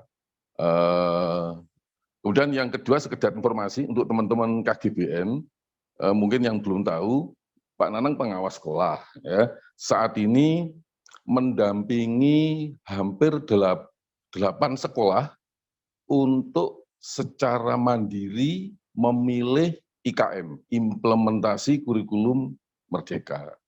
Ya. Saya sudah melihat menyaksikan dan mungkin mendengar serta mendapatkan informasi beberapa hambatan dan tantangan yang dialami sekolah penggerak.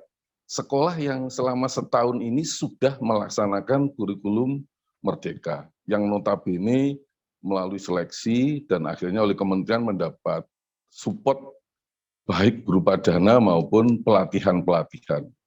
Apa saja tantangan yang mereka hadapi, kemudian ini saya identifikasi, saya sampaikan kepada tim pengembang kurikulum 8 sekolah binaan saya yang akan memilih secara mandiri nanti mereka melaksanakan kurikulum Merdeka. Kenapa saya sampaikan di sini? Salah satu rekomendasi saya kepada para tim pengembang kurikulum ini adalah mereka salah satunya harus bergabung dengan komunitas. Karena untuk secara mandiri belajar banyak tentang kurikulum Merdeka, itu kalau tidak dengan komunitas sepertinya sangat berat. Maksud saya, ini KGBN siap-siap, seandainya benar dari 8 sekolah binaan saya ini mungkin rame-rame itu mau bergabung dengan komunitas KGBN, saya tidak terlalu memaksa mereka untuk ke KGBN, tapi saya akan merekomendasikan karena komunitas guru, kepala sekolah saya kenal ada IGI, ada PGRI, ada Pergunu, tentu saja rekom saya ke KBGN karena saya banyak tahu, dan mungkin untuk kepala sekolah saya juga akan sampaikan ada komunitas aksi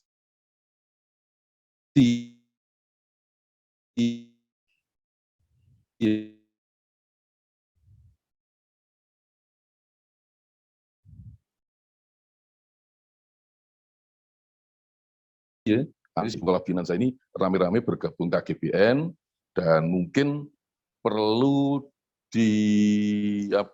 mungkin saya tidak tahu, maaf kalau tidak tahu, mungkin perlu disosialisasikan lagi atau mungkin dimantapkan bersama tentang program kerja dari KGBN yang mungkin nanti ujungnya itu di TPN 9, supaya mereka kalau sudah pinter nulis atap nanti bisa jadi pembicara di TPN 9. Jadi ini aja, 2 hal ini aja. Yang pertama, untuk pemula batasan-batasan dihilangkan dulu, tapi ngerti dulu apa sih atap itu. Hanya misalnya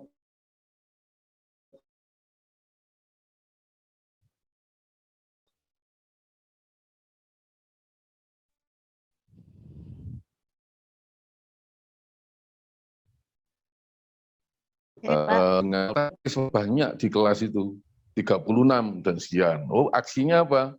Menggunakan diagnosis assessment, mengelompokkan siswa, sehingga tidak dikenali dari individu masing-masing, tapi dengan mengelompokkan.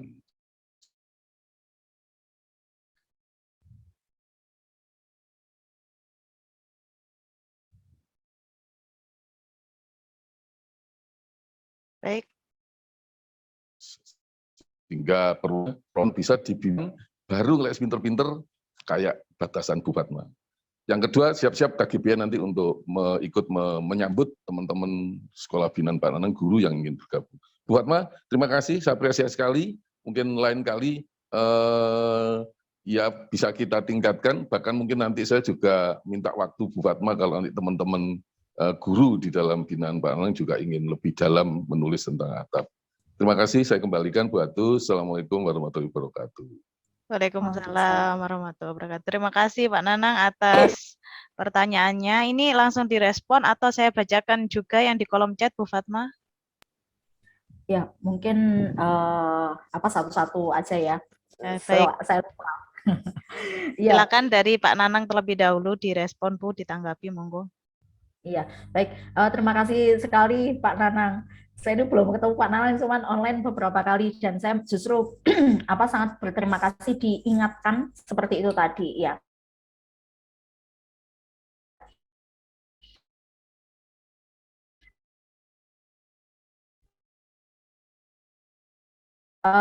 Apakah atap ini ada levelnya? Tidak, itu tetap nanti atap itu, karena menurut saya juga sistematikanya sudah bagus gitu untuk kita bisa cerita tentang praktik Merdeka Belajar.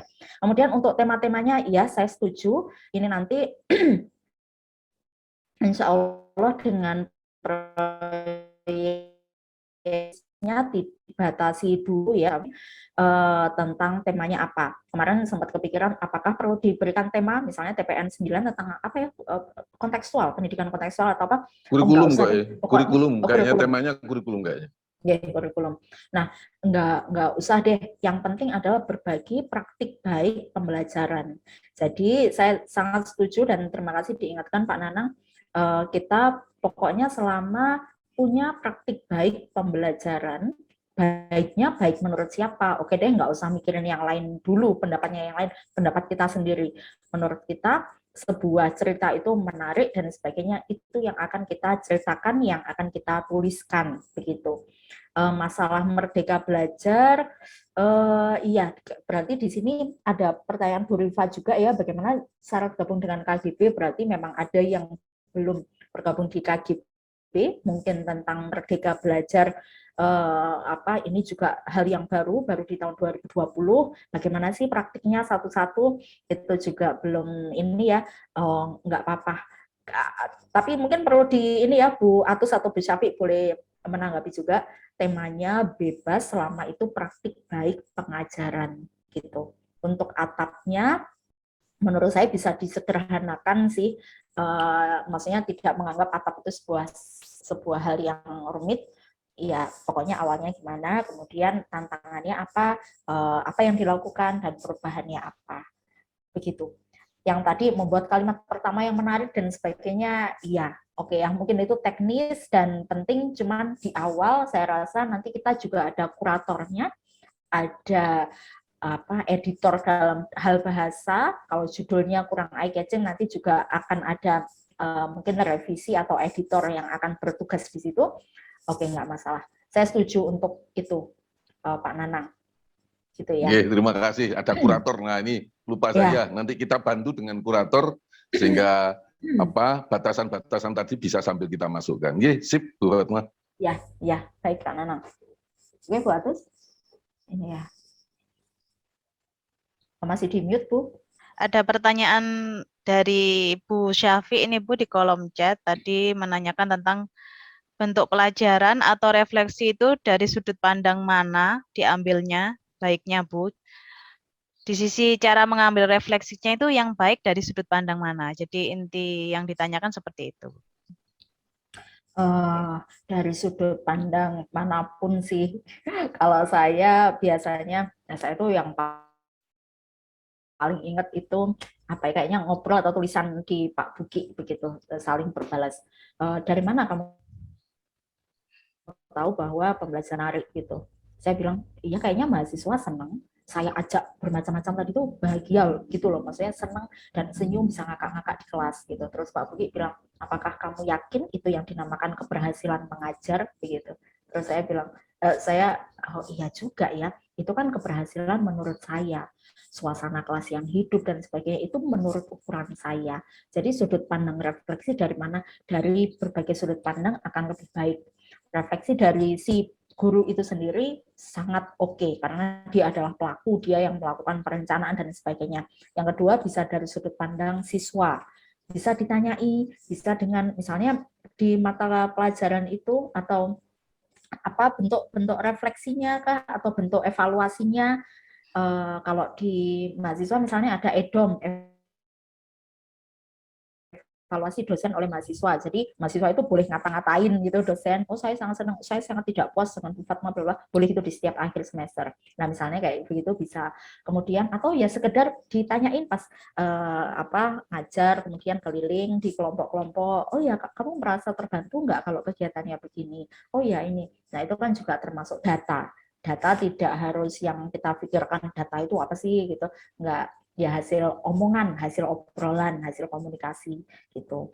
Mungkin ada juga dengan atasan kita, misalnya guru, sesama guru, atau mungkin atasan kita, kepala sekolah dan sebagainya. Oh iya Bu, saya merasa itu anak-anak lebih paham tuh, blablabla. Itu juga refleksi. Jadi mengambilnya dari mana, bisa dari manapun. Tapi kalaupun data-data yang lain belum ada, kita merefleksikan dari diri kita sendiri, ya tidak apa-apa. Ya itu tadi kembali lagi, goalnya adalah kita berani cerita bahwa kita sudah melakukan praktik baik pengajaran. Begitu sih, Bu Atus. Ya, terima kasih Gimana Bu bisa? Fatma. Jadi refleksi bisa diambil dari manapun ya Bu, terutama dari diri kita sendiri terlebih dahulu. Mungkin kita refleksikan apa yang sudah kita lakukan dan mungkin bisa ditambahkan dari sudut pandang orang lain ataupun yang selainnya. Seperti itu Bu Syafi tadi ya tanggapan dari Bu Fatma. Kemudian di sini juga ada pertanyaan dari Bu Rifa tadi, bagaimana cara atau persyaratan untuk bergabung dengan komunitas KGB? Untuk Bisa bergabung, dijawab Bu Syafi atau Bu Atus? ya, ini saya share link bergabungnya, nanti bisa langsung melalui kgbn.or.id, Bu. Jadi bisa langsung masuk ke sana dan bisa langsung mendaftar.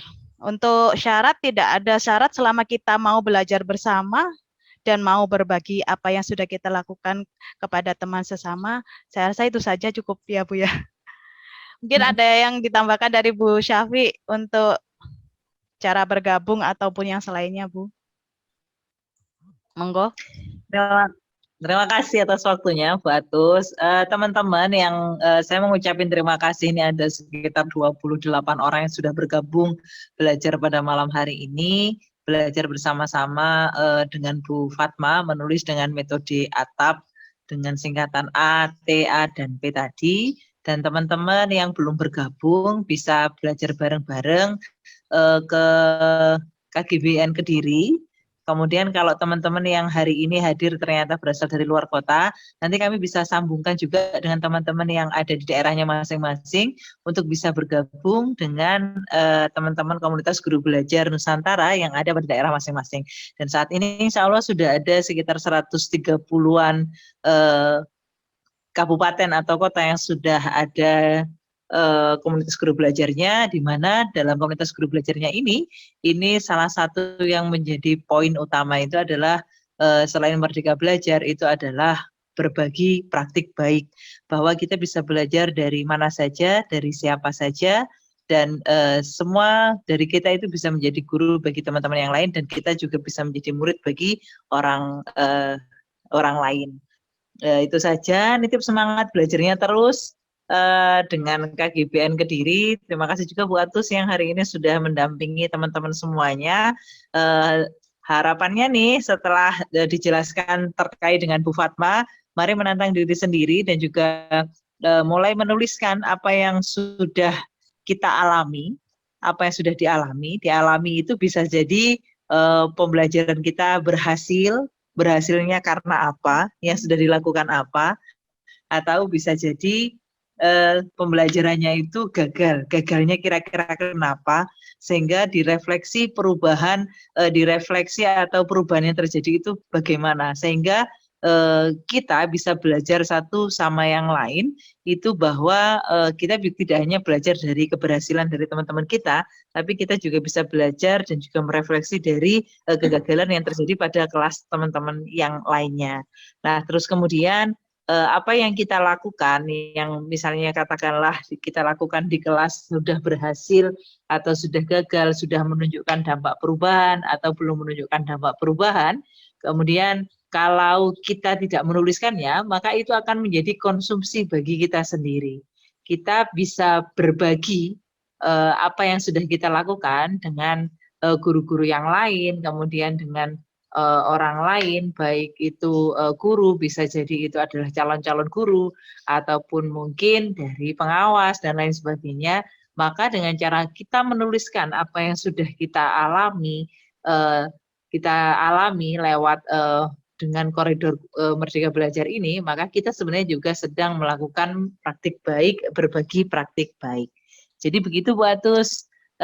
Jadi yang belum daftar ya di kgbn.or.id. Terima kasih. Baik, terima kasih banyak Bu Syafi atas tambahan informasi juga semangatnya. Jadi ketika kita ingin berbagi, kita jangan merasa apa yang kita lakukan itu belum apa-apa. Jadi paling tidak apa yang sudah kita lakukan, selangkah apapun yang sudah kita lakukan untuk perubahan itu bisa kita tuliskan. Ya itu tadi kita menantang diri kita ya, Bu Syafiq, Bu Fatma. Jadi apa yang sudah kita lakukan bisa kita tuliskan dengan model atap tadi yang sudah disampaikan Bu Fatma di awal. Seperti yang tadi, ini tadi ada ujung muaranya dari diskusi kita pada malam hari ini adalah mencoba berlatih menulis praktek baik ya Bu Fatma. Jadi ini karena di kolom chat belum ada tambahan pertanyaan, bisa saya sisipkan sebentar untuk mungkin menunjukkan. Ada dari Pak Nanang ini, Bu, ya, di kolom chat.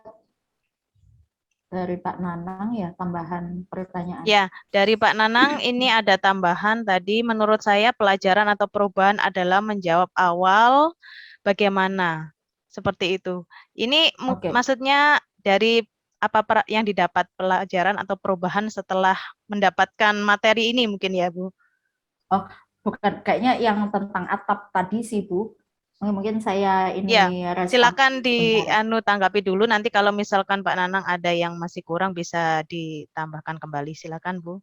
Oke, baik, iya Pak Nanang, betul. Jadi pelajaran P-nya atap itu adalah menjawab awalnya, menjawab A-nya. Jadi agar kita terukur juga keberhasilan atau kegagalan mengajar ada ukurannya, karena antara awal dan akhir itu ada perubahannya. Kalau misalnya tidak ada perubahannya ya berarti mungkin belum bisa direfleksikan gitu. Kalau ada perubahannya, siswa lebih begini, murid ternyata lebih begini, ternyata lebih memahami materi, ternyata hasil evaluasinya semakin meningkat, hasil asesmennya semakin meningkat dan sebagainya, berarti ada perubahan. Jadi betul, jadi pelajaran atau perubahan adalah menjawab kondisi awal yang kita resahkan tadi. Oke, gitu Bu Atus. Baik, sudah terjawab Pak Nanang yang dimaksudkan seperti itu? Nggih, hanya untuk melengkapi tadi Bu Syafiq kan menanyakan perubahan itu dari sudut pandang apa ya. Menurut saya jangan terlalu dipertimbangkan sudut pandangnya, tapi minimal perubahan itu atau pelajaran tadi menjawab keresahan yang muncul di awal, di insight-nya, pelajarannya apa sih? Kalau mungkin belum berhasil ya mungkin ada yang salah di aksinya, atau mungkin aksinya perlu disikluskan. Kalau disikluskan bisa jadi bahan PTK ya Bu Fatma ya.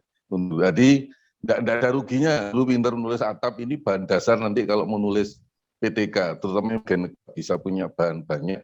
Karena jujur menurut kelihatan saya, hampir guru-guru ini banyak gagal naik pangkatnya karena di karya tulis ilmiahnya. Salah satunya tulis K. Nah, kalau pintar atap, insya Allah PTK-nya beres.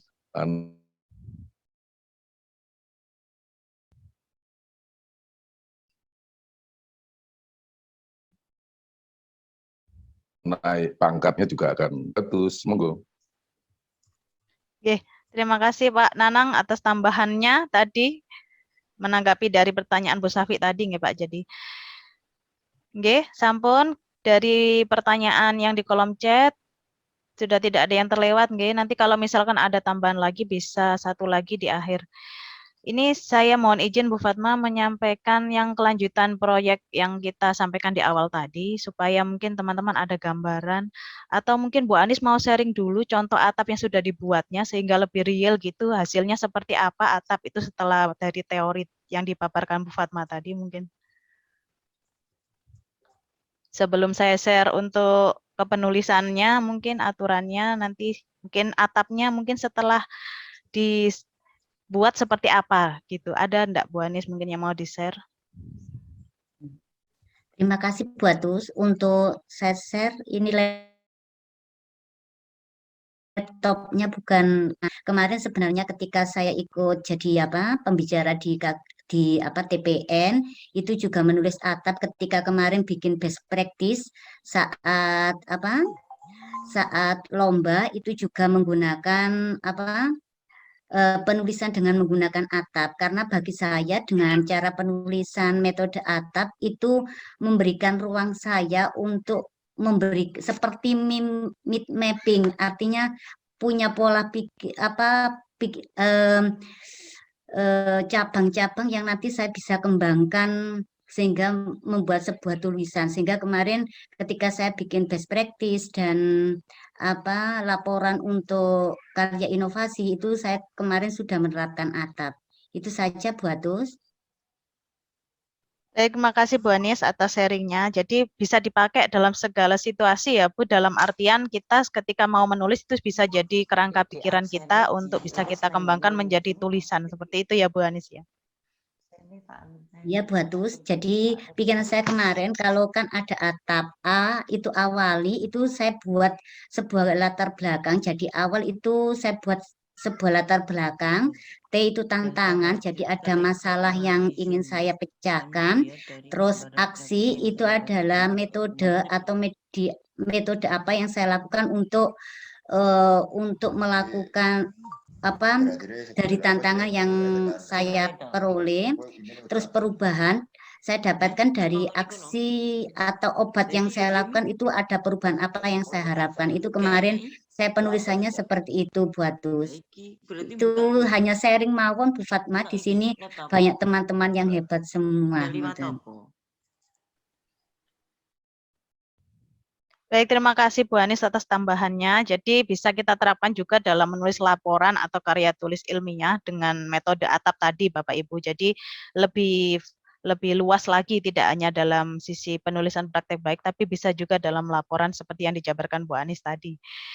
Baik, ini untuk selanjutnya karena sudah pukul 8.44, saya mungkin menambahkan sedikit saja. Mohon izin Bu Fatma.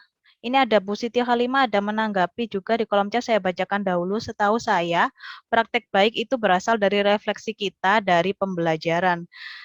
Kemudian diberikan tindakan dan ada perubahan, kemudian dituliskan praktek baiknya. Namun kan tetap ada sistematikanya. Nah, ini mungkin maksudnya sistematikanya itu urutannya yaitu tadi mengacu pada atap ya Bu ya. Seperti itu. Ya, betul sekali Bu Siti Halimah. Atau mungkin pernah nulis mungkin ya sudah, karena sudah bisa memahami. Kalau contohnya saya juga ada Bu, tapi mungkin Bu Atus monggo kalau menyampaikan dulu proyeknya, saya di akhir aja nambahi contohnya yang kalau tulisan ada lengkapnya. Untuk yang atap Sekarang, tadi Bu ya, yang atap tadi ya contohnya, bisa disampaikan ya. dulu Bu, jadi nanti bisa nyambung di akhir saja untuk aturannya. Monggo Bu Fatma. Baik. Baik, sebentar. Teman-teman lebih tergambar gitu Bu, seperti apa penerapan langsung. Saya dijadikan ini lagi ya, host lagi, saya nggak bisa sharing.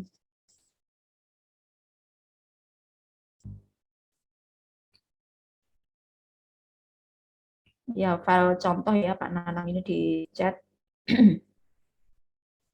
Gimana Bu Atus, saya sudah dijadikan host. Oh, oke.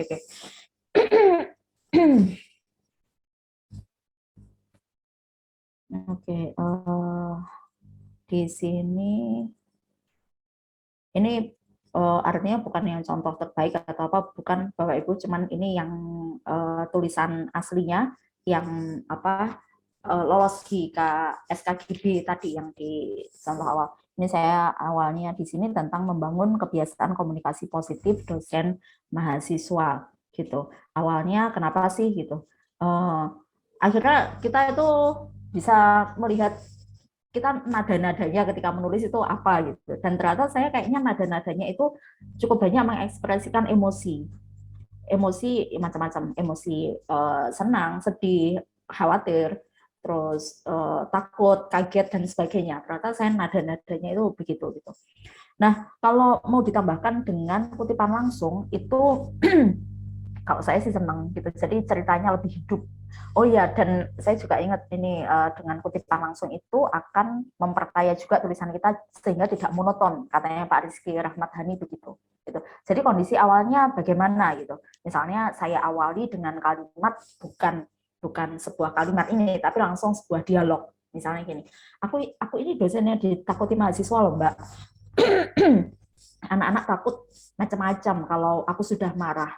Begitu cerita seorang teman kepada saya. Itu. Saya mengawali dengan kalimat begitu gitu. Sehingga harapannya harapannya sih lebih tertarik untuk membaca kalimat selanjutnya. Tapi ya walau aku ini sering marah-marah kalau ada yang nggak benar. Aku sindir kalau ada yang nggak mengerjakan tugas, pendapatnya ngawur atau pasif di kelas selanjutnya. Nah, saya kaget. Gitu. Nah, baru saya jelaskan kenapa saya kaget ada rekan dosen yang bangga ketika dia ditakuti mahasiswanya. Nah, kondisi awal saya resah tentang begitu. Kenapa ada seorang pendidik yang malah senang ketika dia ditakuti oleh murid-muridnya gitu. Kemudian tantangannya tantangan yang saya rasakan setelah berbicara dan mencoba menggali cerita dari kedua belah pihak, ada beberapa hal yang membuat komunikasi berjalan secara negatif. Kedua belah pihak itu dosen dan mahasiswa. Oke ya. Pertama, sedikit atau banyak dosen memiliki persepsi bahwa ia adalah subjek pendidikan, sedangkan mahasiswa adalah objek. Apa yang terjadi, bla bla bla. Kedua, dosen berpersepsi bahwa memiliki pekerjaan yang lebih berat daripada mahasiswa. Hasilnya nggak sempat memberi umpan balik, belum sempat mengoreksi skripsi, tidak punya waktu, mahasiswa molor studi, dan sebagainya. Begitu. Artinya saya menggambarkan bahwa kadang dosen itu ya tidak cukup reflektif untuk mengerti bahwa mahasiswa itu juga manusia yang punya perasaan dan sebagainya begitu. Kemudian aksinya apa yang saya lakukan? Ya kadang saya tambahkan keterangan-keterangan begini. Saya sendiri pun sebagai orang yang 6 tahun belajar psikologi juga kadang gagal berkomunikasi positif dengan mahasiswa gitu. Ini betulan, karena kadang saya juga masih marah, saya tersinggung, saya juga kadang ngomong negatif gitu. Cuman mungkin saya bisa mengelolanya gitu lama-lama. Kemudian, namun sejak saya bergabung di komunitas guru belajar, membaca artikel terkait kebiasaan positif, melihat profil guru inspiratif, yang saya sadari adalah bersikap reflektif. Gitu. Nah, terus ini reflektif adalah gini-gini juga boleh diceritakan. Nah, terus apa yang saya lakukan aksinya? Saya mendengarkan curang pendapat atau brainstorming mahasiswa tentang apa yang ingin dipelajari 1 semester ke depan. Saya cocokkan dengan kurikulum panduan yang saya miliki, cocok atau enggak gitu. Jadi pembentukan RPP atau RPS itu juga tidak hanya satu sisi dari saya, tapi juga dari mahasiswa juga setuju atau tidak kita belajarnya itu kontennya ini loh gitu. Terus saya menceritakan bagaimana proses saya komunikasi di dalam kelas itu. Kemudian ini cerita-cerita yang lain sih, mungkin nanti bisa dibaca selengkapnya. Pelajarannya apa? Pada akhirnya membangun komunikasi positif itu susah-susah gampang. Kita harus bertarung dengan ego sendiri untuk mampu memahami perangkat pikiran, perasaan, sikap orang lain, empatinya menjadi kunci. Pertanyaannya semacam bagaimana kalau aku diperlakukan seperti dia? Apa yang aku pikirkan? Bagaimana kalau menunggu dosen berjam-jam dan beliau tidak datang? Bagaimana rasanya mengirim pesan singkat tapi hanya dibaca dan tidak dibalas? Bagaimana malunya jika aku disebut kesalahanku di depan umum dan sebagainya. Jadi ini pelajaran saya merefleksikan perasaan mahasiswa itu ketika di PHP, di chat nggak ngechat dosen tapi dosennya nggak balas itu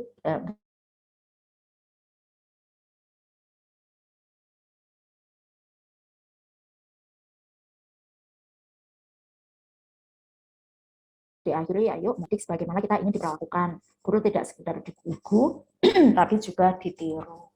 Ya, ini deh. Mungkin nanti, oke, Pak Nanang boleh 1-2 tulisan nanti dituliskan kami kirim ya di grup itu. Bu Rina ini kan dosen BK kah? Guru BK kah? Bu Rina ini Ya. salah satu anggota komunitas guru belajar juga, Bu, di Kediri.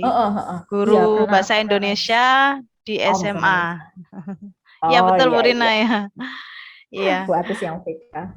Betul, Bu. Ya, terima kasih banyak Bu Fatma. Itu tadi contoh realnya penerapan model atap dalam tulisan, sehingga bagaimana pengembangannya sudah dijabarkan contohnya oleh Bu Fatma, dan juga teman-teman yang sudah pernah mencoba, nanti kalau memang menginginkan untuk melihat contoh yang sudah pernah kita tulis, bisa nanti di-share di grup ya Bu Fatma, nanti untuk di grup lebih lanjut. Seperti itu ya, Bapak Ibu.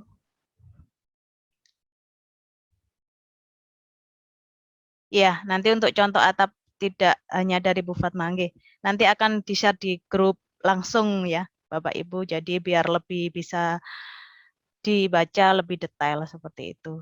Mungkin ada yang terkendala jaringan bisa tetap membaca di grup tersebut. Baik, untuk selanjutnya karena sudah 8.52, Bu Fatma, saya sampaikan singkat saja ya, Bu Fatma, tadi untuk Iya, iya. ini supaya ada gambaran mungkin bagaimana untuk rule-nya seperti itu dalam Ya, silakan. project yang bermuara pada menulis tadi. Istilahnya setelah kita mendapatkan materi, ilmu, atau wawasan baru, alangkah lebih baiknya kita langsung mempraktekannya, kan seperti itu.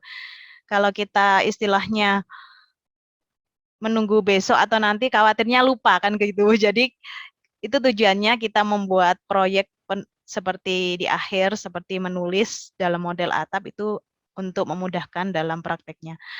Untuk itu saya izin share terkait aturan kepenulisan mungkin supaya lebih memudahkan dalam pembuatannya seperti itu. Nanti saat berjalan mungkin bila ada yang ingin ditanyakan bisa Bu Fatma nanti bisa join di grup ya Bu Fatma ya untuk bisa lebih komunikatif di grupnya untuk di luar Iya. forum ini. Nggih. Terima kasih. Ini untuk sekedar gambaran saja rule-nya seperti ini.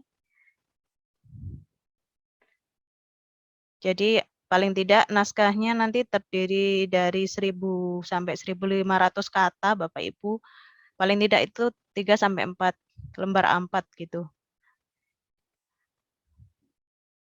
Dan ditulis dalam MS Word supaya lebih seragam karena nanti dalam buku supaya tampilannya lebih indah seperti itu kalau seragam. Dan margin 222 seperti itu.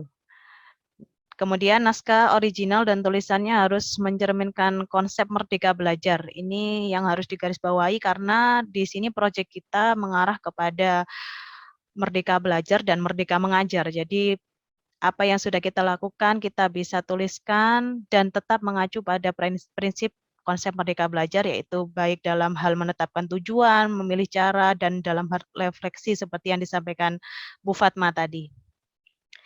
Untuk selanjutnya, poin selanjutnya, naskah merupakan karya sendiri, tidak plagiasi, dan belum pernah dipublikasikan di media manapun atau terikat kontrak dengan penerbit yang lain. Ini tujuannya untuk lebih orisinil dan belum pernah dipublikasikan seperti itu. Kemudian naskah bisa dikirimkan ke email yang tertera. Nanti ini saya share di grup supaya bisa lebih dibaca lebih detailnya. Dengan format seperti itu, Merdeka Mengajar _ nama penulis _ judulnya apa. Supaya lebih mudahkan untuk mengaudit saja Bapak Ibu. Kemudian naskah ini nanti kita bicarakan lebih lanjut, tapi untuk ancang-ancang awal Bu Fatma, untuk naskah paling lambat dikirim 1 April pukul 23.59 waktu Indonesia Barat. Supaya lebih disiplin dalam pengumpulan ya paling tidak nanti setiap minggunya akan diingatkan. Seperti itu Bapak Ibu terkait ketentuan kepenulisan ini tujuannya untuk supaya lebih mudah saja dan seragam seperti itu. Kemudian dari Bu Fatma tadi contoh atap sudah disampaikan. Dan mungkin nanti contoh dari saya dan Bu Anis juga akan coba saya kirimkan di grup, entah itu nanti seperti apa tampilannya, tapi paling tidak kita sudah mencoba mempraktekkan metode tersebut dan dibuat dalam bentuk tulisan, hanya bentuk seperti kerangka seperti itu. Baik, untuk aturan kepenulisan seperti itu, mungkin nanti kalau ada pertanyaan bisa ditanyakan lebih lanjut di grup, atau mungkin ada yang ditanyakan untuk saat ini terkait aturannya. Ini di kolom chat ada pertanyaan Bu Fatma dari Bu Rina. Sebelum saya lupa, saya izin bertanya dari contoh Bu Fatma, ternyata tantangan atau masalah yang dituliskan kadang masalah yang dianggap sepele oleh pendidik atau malah kurang disadari. Lalu apakah tulisan tersebut berdampak pada pendidik yang memiliki masalah tersebut? Maksudnya pendidik lain gitu ya, Bu Rina ya. Sebetulnya kalau mau secara pastinya ya, apakah itu berdampak atau tidak, ya kita perlu meneliti itu. Artinya perlu ya, apakah memang ada dampaknya kayak intervensi gitu ya, kalau ada tindakan gitu ada dampaknya atau tidak gitu. Cuman kalau yang saya yakin sih setiap tulisan yang kita tulis akan menemui pembacanya masing-masing, dan itu kita tidak pernah tahu siapa. Misalnya kita KGB itu sudah ada 100 lebih 130 daerah misalnya, siapa yang akan membaca itu? Katakanlah dari berapa ribu ya anggota KGB, apakah 1 orang saja yang membaca atau 100 orang atau 1000 orang yang membaca, apakah kemudian yang membaca itu semua berdampak pada kehidupannya dan akan punya improvement, punya oh ternyata gini ya insight tentang komunikasi, oh oke deh aku praktekkan di dalam kelasku, apakah nanti berhasil atau enggak, kita sebetulnya tidak akan pernah tahu kecuali kalau kita meneliti secara khusus begitu. Tapi saya yakin orang yang punya keresahan yang sama akan mencari jawabannya, dan mungkin salah satunya di tulisan kita itu. Misalnya gini, kita baca tulisannya di Lestari misalnya tentang Rapi Jali, kita tuh bahkan kayaknya sih nggak ngerti sih apakah tulisan novel yang dia buat yang itu fiksi betul-betul akan berdampak pada penulisnya atau tidak gitu. Jadi nggak paham. Misalnya Raditya Dika zaman awal dulu nulis Kambing Jantan, sebuah cerita humor yang mungkin bagi sebagian orang nggak penting, cerita masa kegagalan cinta pada masa SMA, kuliah, dan sebagainya. Apakah itu berdampak pada orang lain? Ya saya rasa Radit juga nggak tahu. Tapi itu menjadi hiburan, itu menjadi sebuah karya yang akhirnya mengangkat orang yang menulis dari hati, dari keresahannya sendiri, itu juga akan diterima orang lain dengan hati juga, begitu sih. Nanti insya Allah tulisan kita itu akan menemukan muaranya ke pembaca sendiri. Dan kayaknya dari Pak Nanang masukan tadi kayak presentasi paling enggak saya juga kayaknya oke juga ya Bu Atus, misalnya nanti ada bedah buku yang mana bedah bukunya itu silahkan masing-masing penulis cerita sendiri deh gitu, nggak usah ada pembedahnya misalnya kita gitu, nggak usah, jadi penulisnya sendiri coba cerita sendiri deh, ini Ibu nulis apa sih, kenapa serunya, kenapa ini, nah kayaknya seru tuh, jadi memang reflektifnya di situ gitu. Nanti banyak kok inspirasi, jujur saya mendapat banyak inspirasi dari cerita-cerita yang bertebaran di KGB. 1-2 hal saya praktekkan, ternyata berhasil, kemudian saya pay it forward katanya. Saya bagikan lagi ke orang lain lewat tulisan, mungkin orang lain ada yang membaca, ada yang terinspirasi, ada yang membagikan lagi, wah itu kayaknya kan amal jariah, mungkin bentuknya kayak gitu. Betul. Ya dari Pak, dari Bu Ella, dari Bu Atus, so saya banyak dapat inspirasi begitu. Betul sekali Bu Fatma, jadi begitu Bu Rina ya, karena apa yang dari hati akan sampai ke hati seperti itu. Jadi kita tulis saja apa yang menurut kita itu bisa memberikan kebaikan, karena kita nggak tahu apa yang kita anggap sepele itu justru bermanfaat bagi orang lain, seperti itu. Jadi kan bisa menjadi jariah juga bagi kita, bagi apa yang kita berikan pasti akan bermanfaat juga. Bu Rina, semangat Bu Rina. Seperti itu. Baik Bapak Ibu, itu ada sedikit saya share untuk kita, karena ini sudah jam 9 Bu Fatmah dan Bapak Ibu yang lain, terima kasih banyak karena sudah tetap bersama kita sampai detik ini, dan tidak afdol kalau kita belajar tidak ada refleksinya, karena apa yang kita peroleh pasti akan kita refleksikan, entah itu dalam bentuk tulisan atau apapun, dan ini mungkin sebagai alat saja untuk membantu menuliskan refleksi Bapak Ibu melalui lembar refleksi yang saya bagikan nanti di grup juga supaya lebih mudahnya. Dan jangan lupa untuk mention IG, karena di IG KGB Kediri ini bisa kita banyak peroleh informasi dan juga inspirasi-inspirasi dari teman-teman yang lainnya. Dan juga di situ sudah saya share IG-nya Bu Fatma, mungkin yang ingin berkunjung atau mungkin bisa berkomunikasi secara virtual di luar forum ini. Silakan, mungkin dari medsos tersebut kita tetap bisa berkomunikasi dalam setiap kesempatan dan event apapun. Baik Bapak Ibu, itu untuk diskusi kita pada malam hari ini yang justru nggak kerasa sekali, ternyata sudah pukul 9 ya Bu Fatma. Karena ternyata kalau kita ngomongkan tulisan itu banyak sekali inspirasi yang bisa kita dapatkan. Tidak hanya dari satu sudut pandang, tapi banyak sekali sudut pandang yang bisa kita peroleh dan kita jabarkan dalam bentuk tulisan. Jadi tidak akan kehabisan ide kalau kita bisa mengamati apa yang tampak dan tidak tampak, tersirat maupun tersurat ya Bu Fatma, seperti itu. Untuk aturan kepenulisan nanti akan saya share juga di grup. Bila ada pertanyaan dan ada kesulitan, nanti Bu Fatma juga akan membantu dan akan bergabung di grup yang sudah ada. Saya selaku iya, sudah gabung Bu ya. Saya kira masih mau ya. Berarti nanti bisa langsung berdiskusi bila ada yang ditanyakan terkait menulis atap tersebut.